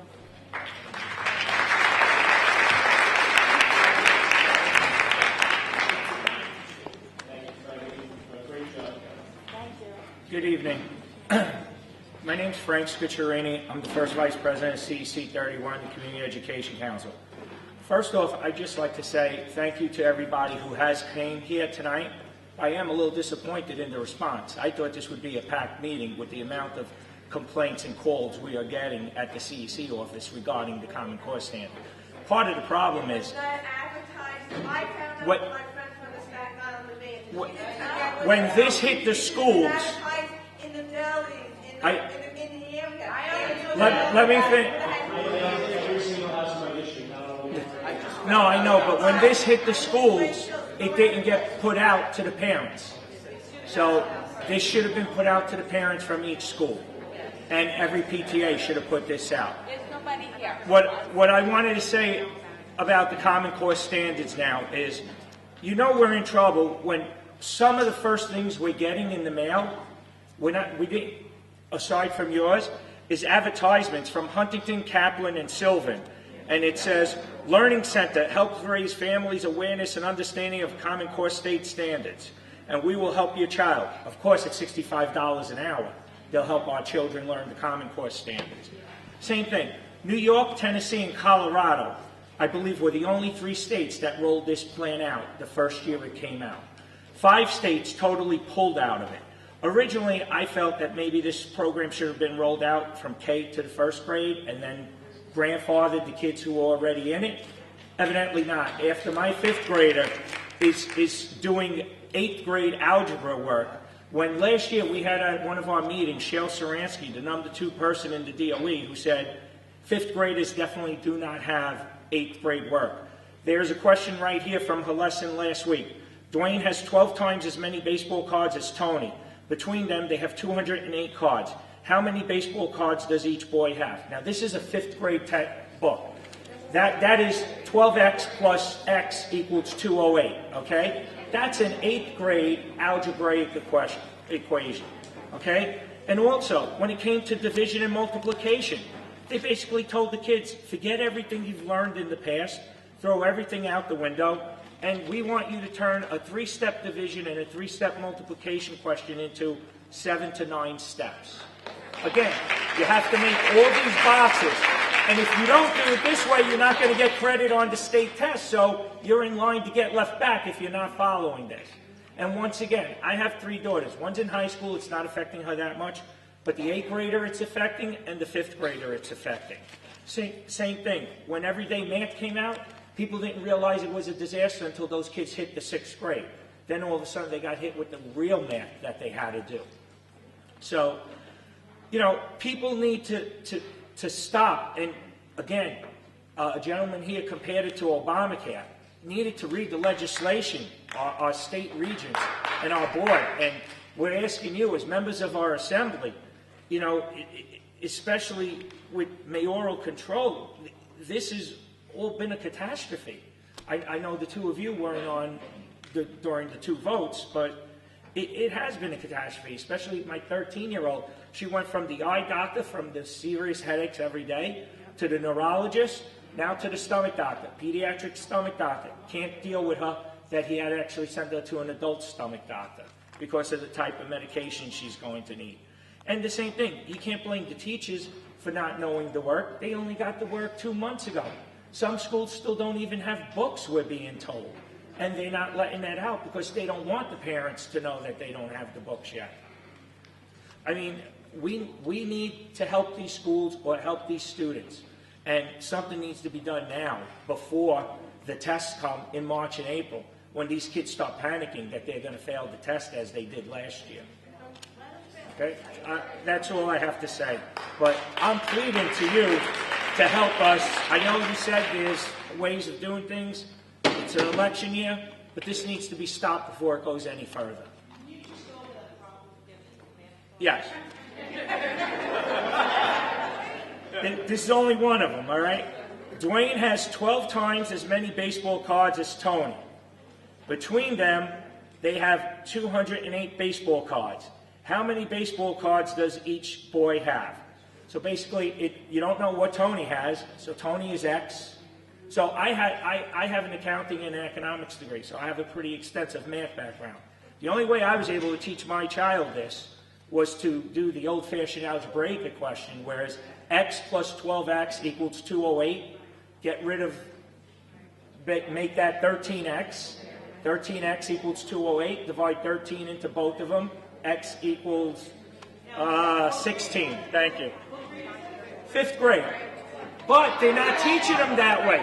They're teaching them that they have to make 1 box for Tony and 12 boxes for Dwayne. So now when a kid messes up and only makes 11 boxes, there goes 5 minutes of work on the state test, and the whole equation becomes wrong. Exactly. I know, because I have a 13-year-old who's doing this, and my 16-year-old's done this in 8th grade, and like you said, freshman in high school. And that's only the beginning. I even brought a 3-step division equation. 6 times, all right, I'm sorry, this one's, let me go to the division page. Well, the first one, when he shows his cards, he'll have more money than the other one. Yes. It's use multiplication and distributed property to find the quotient. 68 divided by 4. Instead of just putting 68 in a bracket and putting 4 into 6 and then 4 into 24, they want you to go 4 times 10 in parentheses, plus 4 plus 7 in parentheses equals 68. To check it, 17 times 4 equals 68. They turned a 2-step question into 5 steps. Okay? All you need is 1 miscalculation error on these 5 steps. There goes the whole question. Right. I mean, we're fortunate the school my child goes to, PS50, is teaching them the old way and the new way. But the problem is, this right here says, aligned with Common Core Standards, Common Core Standard, Lesson 1.3, which means if they don't do it this way, and they do not show their work, they are not getting credit for that question. But it's still wrong. That's how Exactly. If you don't show the work, and you don't show it broken down into these ridiculous, and like I said, I have accounting, economic background, extensive math. It takes me an hour, hour and a half sometimes to teach myself this, to teach my 5th grader this. And the same thing, one of the things I think were the best things since sliced bread was invented was dial-a-teacher. Dial-a-teacher doesn't even know. Exactly. When my high school child, 16 years old, was in the 8th and 9th grade, it was great. A lot of times she would have a problem, come to me. If I couldn't remember it, I would tell her, call dial-a-teacher, ask them if it's okay, we put it on speakerphone. That way I learn it too, so that way I'll do another equation with her. This time, and again, I can't blame them because they didn't even have the books. Normally you tell them what school you go to, okay, what's the book? It's the blue book, I don't know, it says Joe Smith, publisher, Advances in Algebra. They get the book, okay, page 35. This is the question. Dial-a-teacher didn't have the books. My 13-year-old called dial-a-teacher, again with me on speakerphone. They gave her 4 out of 6 wrong answers. But I can't blame them because they didn't even know they were having trouble with functions, algebraic functions in the 8th grade. So, thank you. But like I said, to wait a year to election time, you're going to ruin a whole generation of kids. And like I said, we need to see what happened with everyday math. Once those children hit the 6th grade, everybody realized everyday math was a disaster 2 years ago. And they changed the curriculum. Yeah, well, we've been. I've even invited Shale Saransky to our December meeting because every time I go pick up a child at school, they're like, Frank, help us out here. This Common Core. We have no family time. We don't have time to cook dinner. They're doing homework for 3, 4, 5 hours a night because the parents can't even figure out how to do these equations the way they want them to. Same thing with our extracurricular activities at home during the week is homework. That's all it is. It's homework. Sometimes till 10 o'clock at night, even after we do dinner. It's just too much. And like I said, my 13-year-old went from the eye doctor for the headaches to the neurologist. They realized it's stomach related.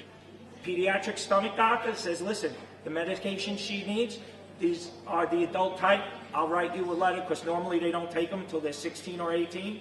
I'll write a letter so you can see a pediatric stomach doctor because he knows more about the type of medications, which she's probably going to be on for a long time. That's how upset she gets over these tests. And a couple of parents said these kids are waking up in the middle of the night, unable to sleep, checking the internet, rechecking their books to see if they did it right. That's what's happening in my household also. I think someone, who's up? What's going on? Oh, I just wanted to make sure something came to me 2 in the morning. Something came to a 13-year-old or a 10-year-old at 2 in the morning that she's going through her book bag, turns the dining room light on to recheck her homework. And evidently I'm not the only one. I wasn't going to say that part, but, evidently I'm not the only one. So, but please, this needs to be done right away. Thank you.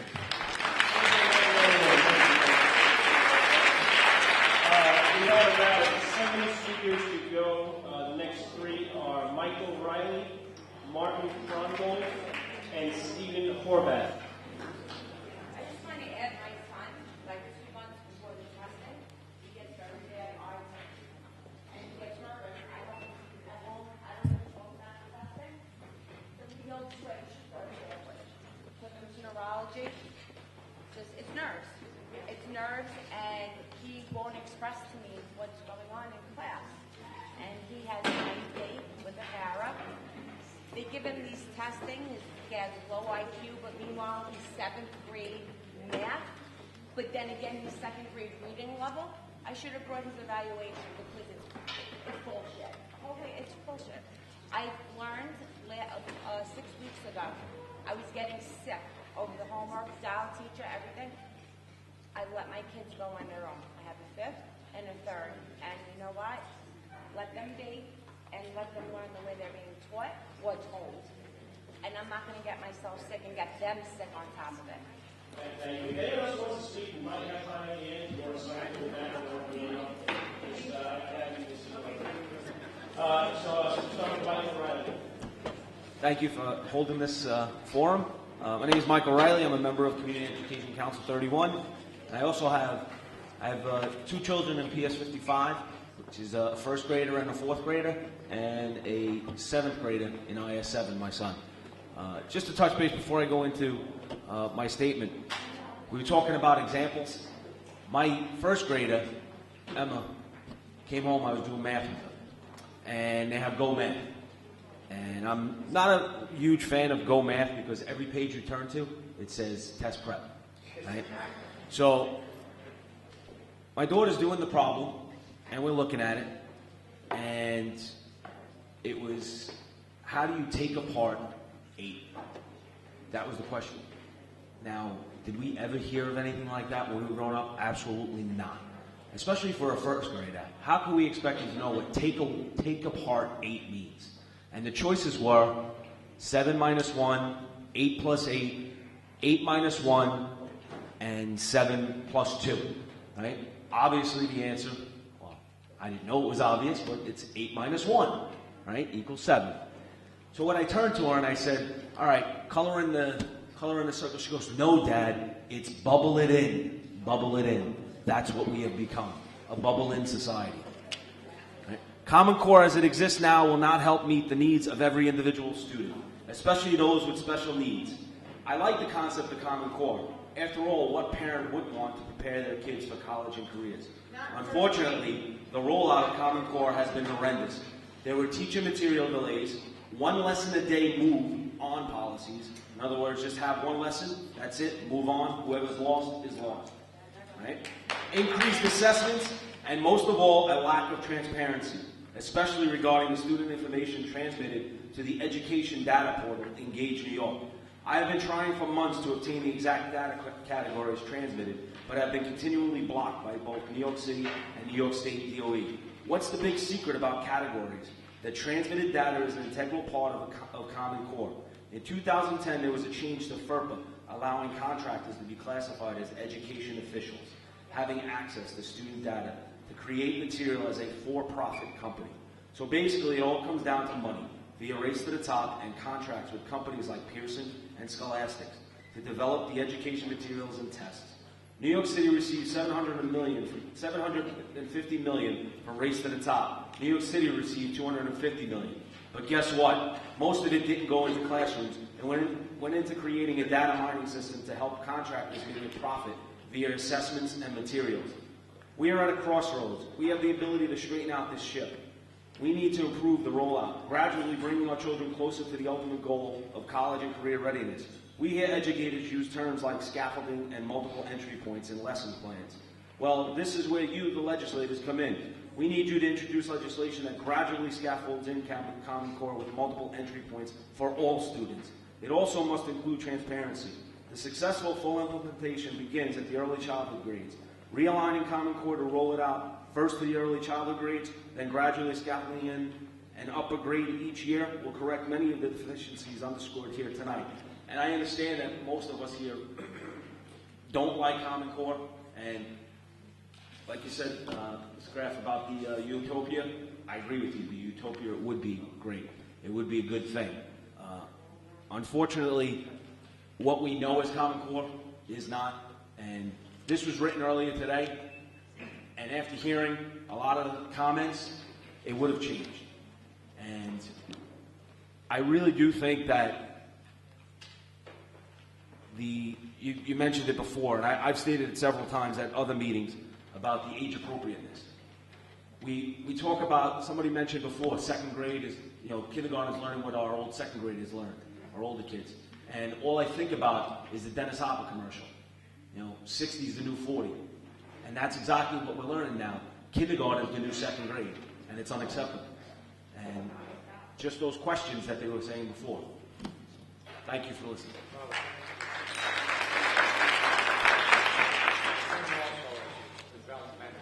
Kids develop at a certain rate and a certain speed, and you can't push that, okay? So you can't expect a child's not developmentally ready for this stuff. He's not going to learn. And just to let you know, with the data collection, right, the other day, it was in the newspaper in my school district on Long Island.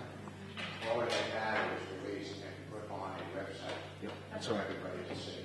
That's all right. So as far as the data, don't worry about it. It will get out in the public. Yeah. Yep. All right, but I don't know if it was Bruce Day here, but it was in Bruce Day and everything else. That the data, all the kids' data from my school district, wound up on the website. Yeah, their medical records and everything. Yep. And this is going to be used, I guarantee you, for marketing down the road. Absolutely. Sell that data, you're going to start getting mail if you participate, and you're going to wonder, how did they know all this? Absolutely. Besides identity theft that somebody mentioned earlier. Thank you, Felicity. Thank you, Mark Trundle.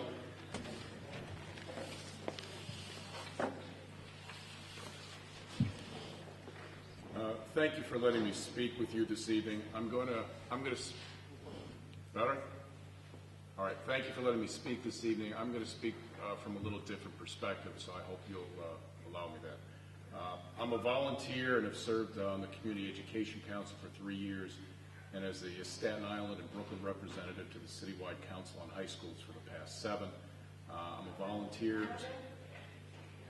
I'm a volunteer who's had 3 children in the school system. 1 graduated from IS-24, and you can be sure I'm going to speak to you from a parent perspective that is stubbornly pro-student.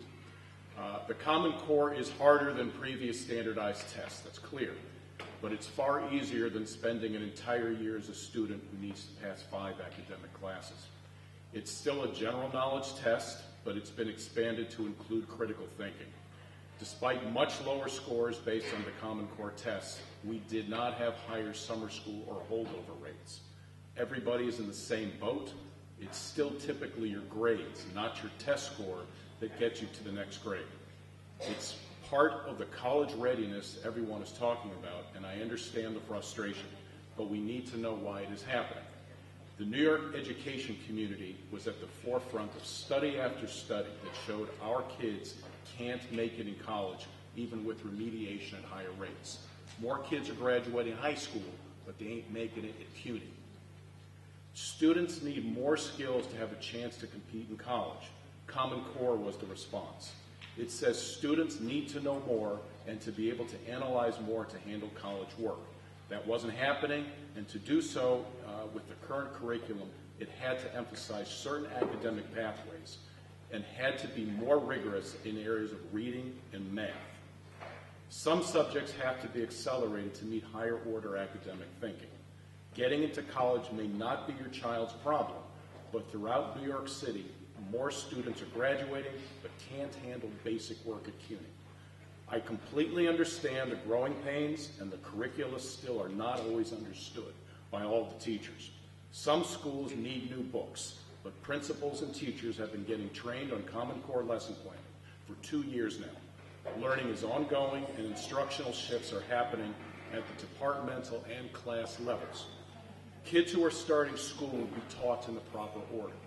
Existing kids do have a problem. That's where the teachers come in who can target and identify what background the students need and work them into lessons, tutoring, or other means. It's a multi-year revision that is doable, but doesn't mean that all students will get it right away. That's where the frustration comes in, and it's a valid concern. But at some point, the educational establishment decided it's better for everyone to struggle than to wait 2 years to iron out the kinks. And even if they had waited, there would have still been problems. They felt learning should start going on right now to prepare more kids for college now. Last couple paragraphs. Some principals have opted out of the Common Core curriculum, but are still teaching their kids to pass Common Core tests. There are more kids, though, who are absorbing this material who weren't challenged before. The new instruction will make more kids college ready, and successful teachers will be increasingly identified as capable and or in need of instructional training. The two concepts, teacher evaluations and Common Core, don't kid yourself, they are inextricably linked, all right? If teachers and principals can't deal with the new rigor, they need to go to their networks for curriculum advice. If there's too much homework, school leadership teams need to raise the issue with their principals. Everyone is in this together, and there are teachers who get it and there are teachers who don't yet. The good teachers, and overwhelmingly most are good teachers, have a job to do. They can figure it out. High-stakes testing is a misused term used to scare people. There used to be 3rd and 8th grade tests only. That's when my kids started. And then they went into 3rd through 8th grade for every single grade because there was no longer social promotion. Parents and students complained with that change too, but we got used to it. There will always be regions. There always have been regions for about 15, 16 years now. Everybody knows that the basic regions are easy. Everybody knows they're constructed and scored for high pass rates. The DOE has made sure everyone knows that the amount of summer school slots will not go up with the higher numbers of 1 and 2s on the Common Core exams. That's because the tests are harder tests and the kids are not dumber. No more kids are failing. It's just a new baseline. Maybe one option should be, that would be workable, would be to put everyone on pass-fail with only 10% of the test results, just like before, going to summer school for extra remediation.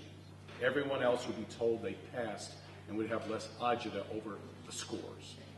Let me ask you a question. Yes, sir. If we take your premise at what you're saying, that Common Core is a good idea, and the idea had good intentions in it, no question about it, and all of that you said, let me ask you this question.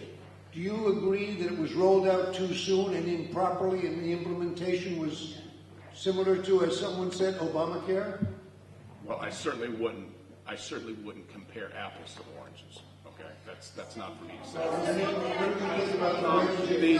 The educational academic community made the decision that if we waited 2 more years, it would be 2 more years of X number of kids not college ready. That's what I can tell you. Do I think it's right? If I could wave a magic wand, it would be implemented perfectly. I do believe more kids learn, and I do believe more kids suffer. That I do believe. Okay, but my contention is that it was rolled out without educators being involved in the decision and the process on how to roll it out. They weren't consulted, and somebody said there was only one educator on one committee of many, many people. And if the educators had been spoken to, I believe that they could have said, okay, we'll do this, but let us tell you about our experience in the classroom, and let us tell you how we think the best can be done. Because they're the people who are working with these children. Somebody said you have 29 students, you have 29 individual situations in that thing, and they know how to implement it. And I'm saying that the implementation was done too quickly and without the proper input from the people who had to do it, and that's the teachers.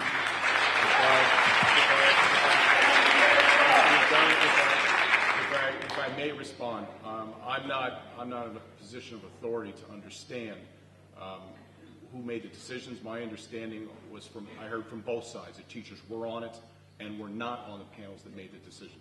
The only comment I would make to your point, which is completely fair, was that the Common Core will be used for teacher evaluations.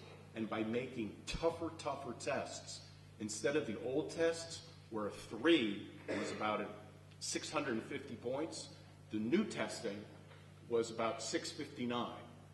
The only difference between a 3 and a 4, the way they used to do it, was 9 points. You couldn't tell whether a teacher did a good job or not. The new system is going to have tests. The new system is going to have test results with genius kids and kids who are suffering with school, where it's going to be a much wider spectrum, and they're going to use that to determine whether a teacher was effective or not. You can make your own determination on that, but that's how they're going to use Common Core. Based on the fact that in the long run, there's a lot of good ideas here in Common Core, but I'm saying it was rolled out incorrectly and without the input from the parents and the educators who are the ones who were involved in them. And all we've heard from in the hearings that we've had so far, we're hearing from parents and many parents who are also teachers, and they're telling us from both sides what they experience in the classroom and what they experience at home with their children. So I think Common Core has a lot of good qualities to it. I just think it wasn't handled too well. If you don't mind, what organization?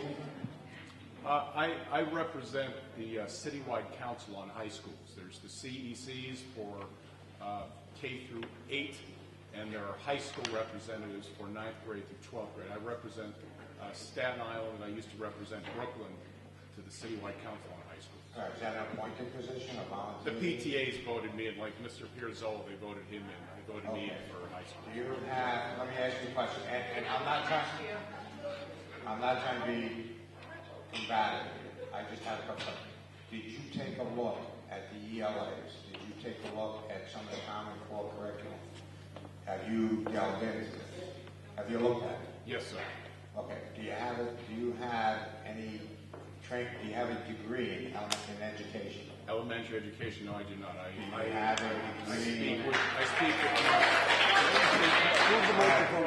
I speak with my wife, my mother-in-law, my sister, and other people. Have you taken, no, and I'm just trying to get this, I understand, now listen to where you're coming from. Do you have you taken any courses in child development? Yes, sir. Okay. And reading the curriculum, right, you're telling me that you think this is developmentally appropriate? Most of it's okay, some of it is not. Okay. Do you want me to agree with you on everything? I agree there are problems. There are problems. Right. I'm trying to just talk about the system. That's all. Have you noticed, like in our schools, a lot of the schools that I've gone to, they're giving lesson plans to the teachers. So they're saying, teach 5 minutes of this, teach 10 minutes of this, reinforce this, okay?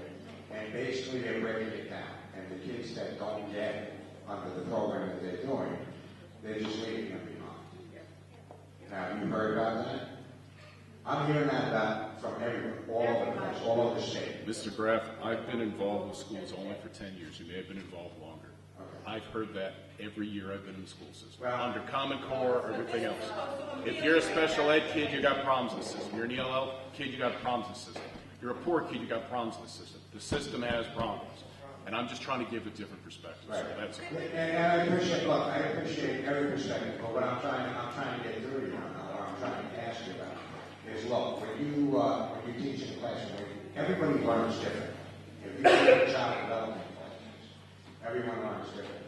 Some kids, it's, auditory, they listen to it, and it sinks in that way.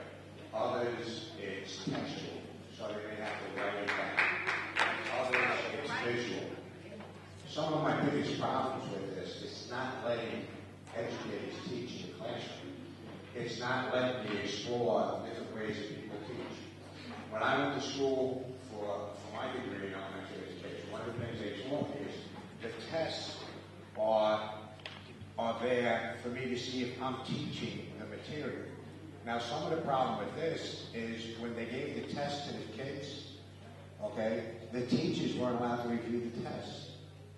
So if the tests are tools for teachers, okay, it makes no sense that they can't review the test. And I can just tell you They did that intentionally. Well, that's great, but that's not how I was taught to teach. All right, and what I'm trying to say is I'm reading through this stuff, okay? And the teachers were not really included in writing this material. One of the reasons that Regents tests are such a joke is that the tests have been out there so long, kids get prepped to the nth degree. It's unfortunate. And one of the reasons the Common Core aren't out there is they wanted a baseline. I guarantee you, next year, tests will be available to teachers and scores will continue to go up. All right, Thank you.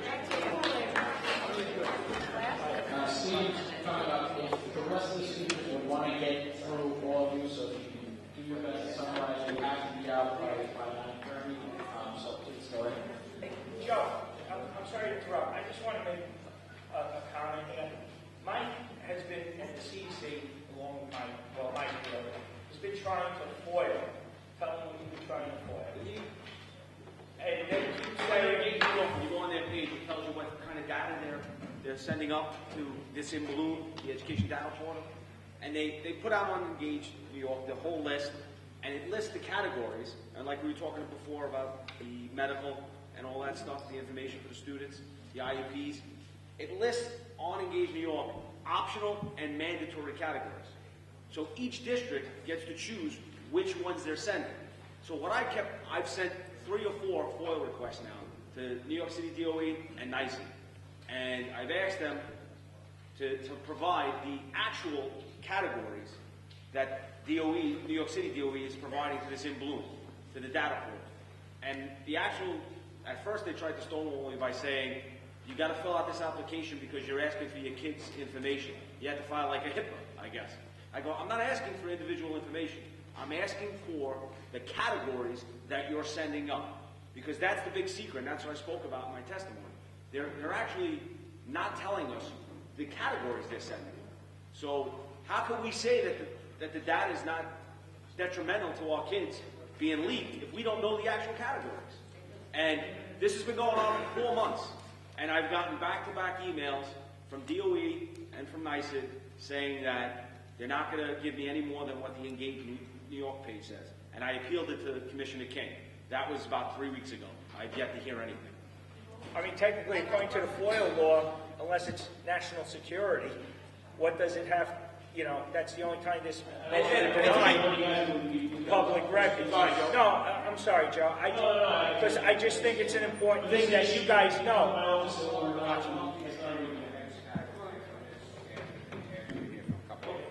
I'm sorry. Thank you.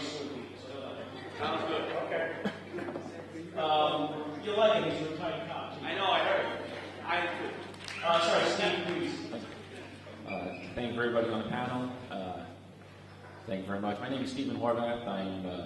My wife and I are parents to 4 children. We have a 3-year-old, a child in 6th grade, 8th grade, and 10th grade. I'm going to bounce back and forth. I have my testimony. It's already up there in someone's hands, so I'm going to skip through a lot of it. I'm just going to go through a bunch of questions that I have and how it's affected my family.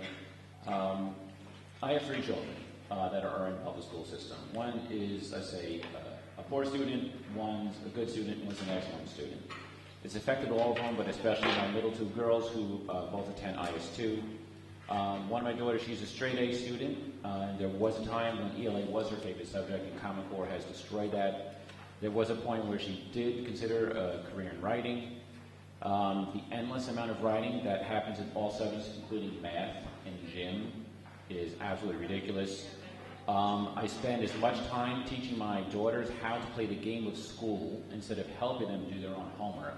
And we all know, as an adult, when we are working in the workforce, there is fake work and there is real work, and education should not be one of the avenues in which we should teach our kids how to navigate bureaucracy. Why is it that in the United States, in the 1950s, we were the envy of the world, and now we are a mediocre nation, well down the worldwide educational list? There are a few questions that I have here. A couple of them came from my daughter just as I was leaving. Why do they have to write an aim or focus question every class, every period? There's always a do now. She says some of them do make sense, but they do take 15 minutes every period.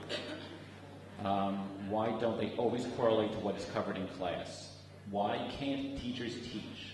I've heard from my children, and I've heard from children that I work with, that their teachers tell them they are not there to teach them, they are there to guide them. That is a Socratic method. Children, especially in middle school and younger, are too young to learn Socratically. Why, when my daughter does not understand a math concept and she gets a 42 on a math test, her teacher says, go home and correct this? That's absurd. I had to write a note to my teacher, my daughter's teacher, and saying she is not even to attempt to correct this because she obviously does not understand the concept in which the concept should have been taught in school. And there are times in which my daughter learns better while using YouTube at home. Thank God there is something useful on YouTube. As well as talking to other friends in school on how to teach themselves what they were supposedly taught or guided in school. Why my wife and I needed to pay for a tutor. We had to pull 2 of our girls out of guitar class, and now they cannot learn to play a musical instrument because we have to pay $160 a month to have high school students tutor them in math. Why do we need to write notes to my teachers, my girls' teachers, that they could not complete the homework assignment because they had to attend CCD class? Why, at moments, are they not able to attend the CCD class on Wednesday because they have too much homework? Why do my daughters have to wake up at 6 o'clock in the morning to complete a homework assignment? Why are they up until 9 o'clock at night doing the same? Yes, I was surprised when I left. Actually, everybody in my house did complete their homework before I left. I was pretty happy and proud of them. The stress is ridiculous. At such a young grade to be dealing with the stress, I mean, all the parents, everybody behind me, this is absolutely absurd. Let's see. I've even spoken to one of my daughter's assistant principals and instructed that there are some homework assignments my daughter will not be handed in and she will not be making up, because even my daughter at 13 realizes what busy work is and what real work is. And there are a few other comments, but I just want to leave some extra time to anybody else who would like to come up and speak. Thank you. We have more speakers on the original list. I'm going to ask them to come up and keep their comments very brief. I'm afraid we're not going to have enough time to do the additional list we've kind of just made now. We have to be out of the building by 9:30. I will be outside on the sidewalk willing to speak to everyone as late as anyone wants to say. Hopefully someone brings hot chocolate. I will not go home until the last person gets to speak to the whole night. So the last three are going to be Tara Chiarella, Ellen McGinn, and Deborah Zito.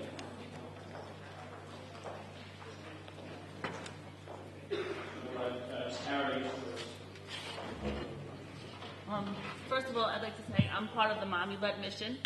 I have been calling Mr. Morelli's office. I've been calling Catherine Nolan's office, harassing her basically, because I feel this is not acceptable. My son is a very small. How did she respond? She has not responded. Mr. Borelli responded immediately, listened to all my concerns, and really truly cared about my concerns. She does not respond. I told her representative on the phone, I will harass you every day, because I do believe I am entitled to a phone call back. She is the state committee chair, and she will not be part of your bill, because she said funding is more important than the children's education. That's what her representative said on the phone.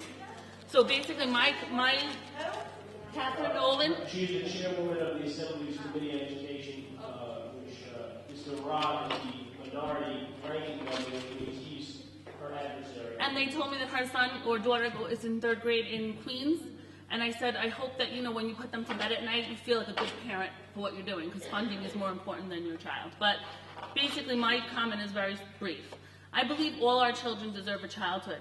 They're entitled to go out and play, after school, participate in sports, spend time with their grandparents. My father-in-law had cancer, which he recovered from. My son has not seen him in 2 months for dinner because we can't get there after school.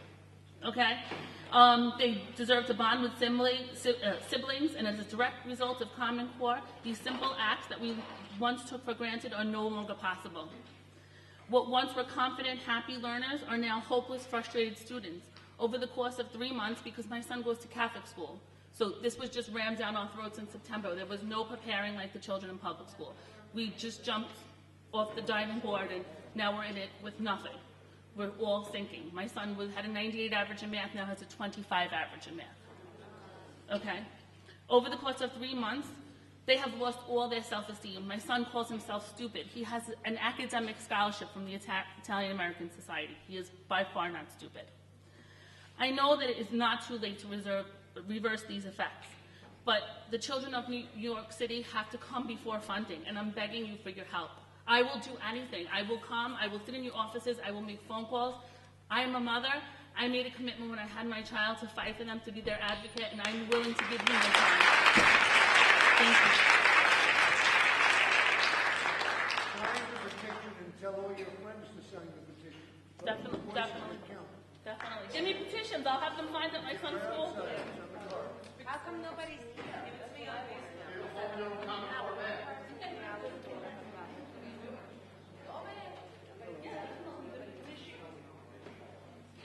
The petition can be signed online at fixnyschools.com. So please sign it and then put it on your Facebook page, get it around to your neighbors. I signed the petition on Facebook.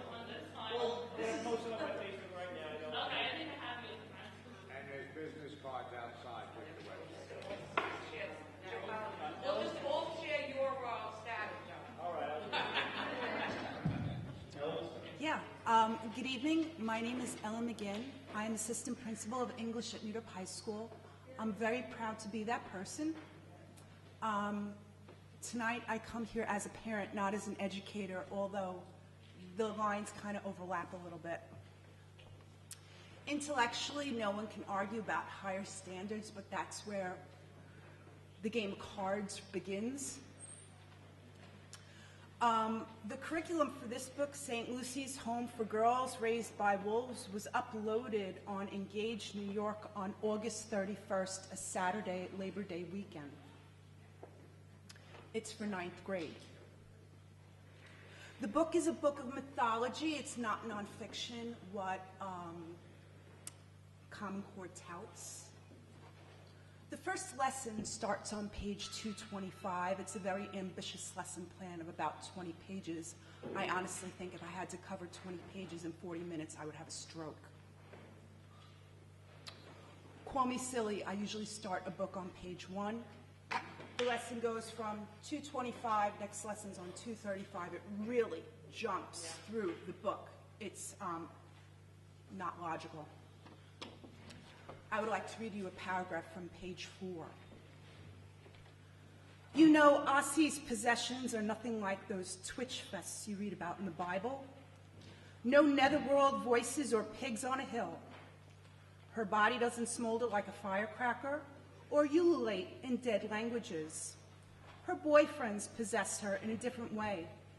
They steal over her, silking into her ears and mouth and lungs, steadily and pervasive, like sickness or swallowed water. I watch her metamorphose in guilty, greedy increments. Ossie is sweating. Ossie is heavy breathing. She puts her fist in her mouth, her other hand disappearing beneath the covers. Then she moans softly. St. Lucy's Home for Girls Raised by Wolves, Engage, New York. 9th grade. 9th grade. My big the appropriateness for 14 years old really piques my curiosity. What I want to know is who vetted the books. She brings to a point, and it was involved in a lot of the hate crimes. Do you feel that this whole curriculum is attacked on Christian morals? I don't know. I really can't speak to something like that. That I've had, I'm just like, But I think what really resonates with me tonight is that one individual who spoke earlier, and they said out of a panel of 60, there was one teacher. I'm kind of believing it if this kind of book gets through on Engage New York. There's also another book put on by David McCullough, Mornings on Horseback. Now, McCullough is a historian's historian. McCullough, you know him, right?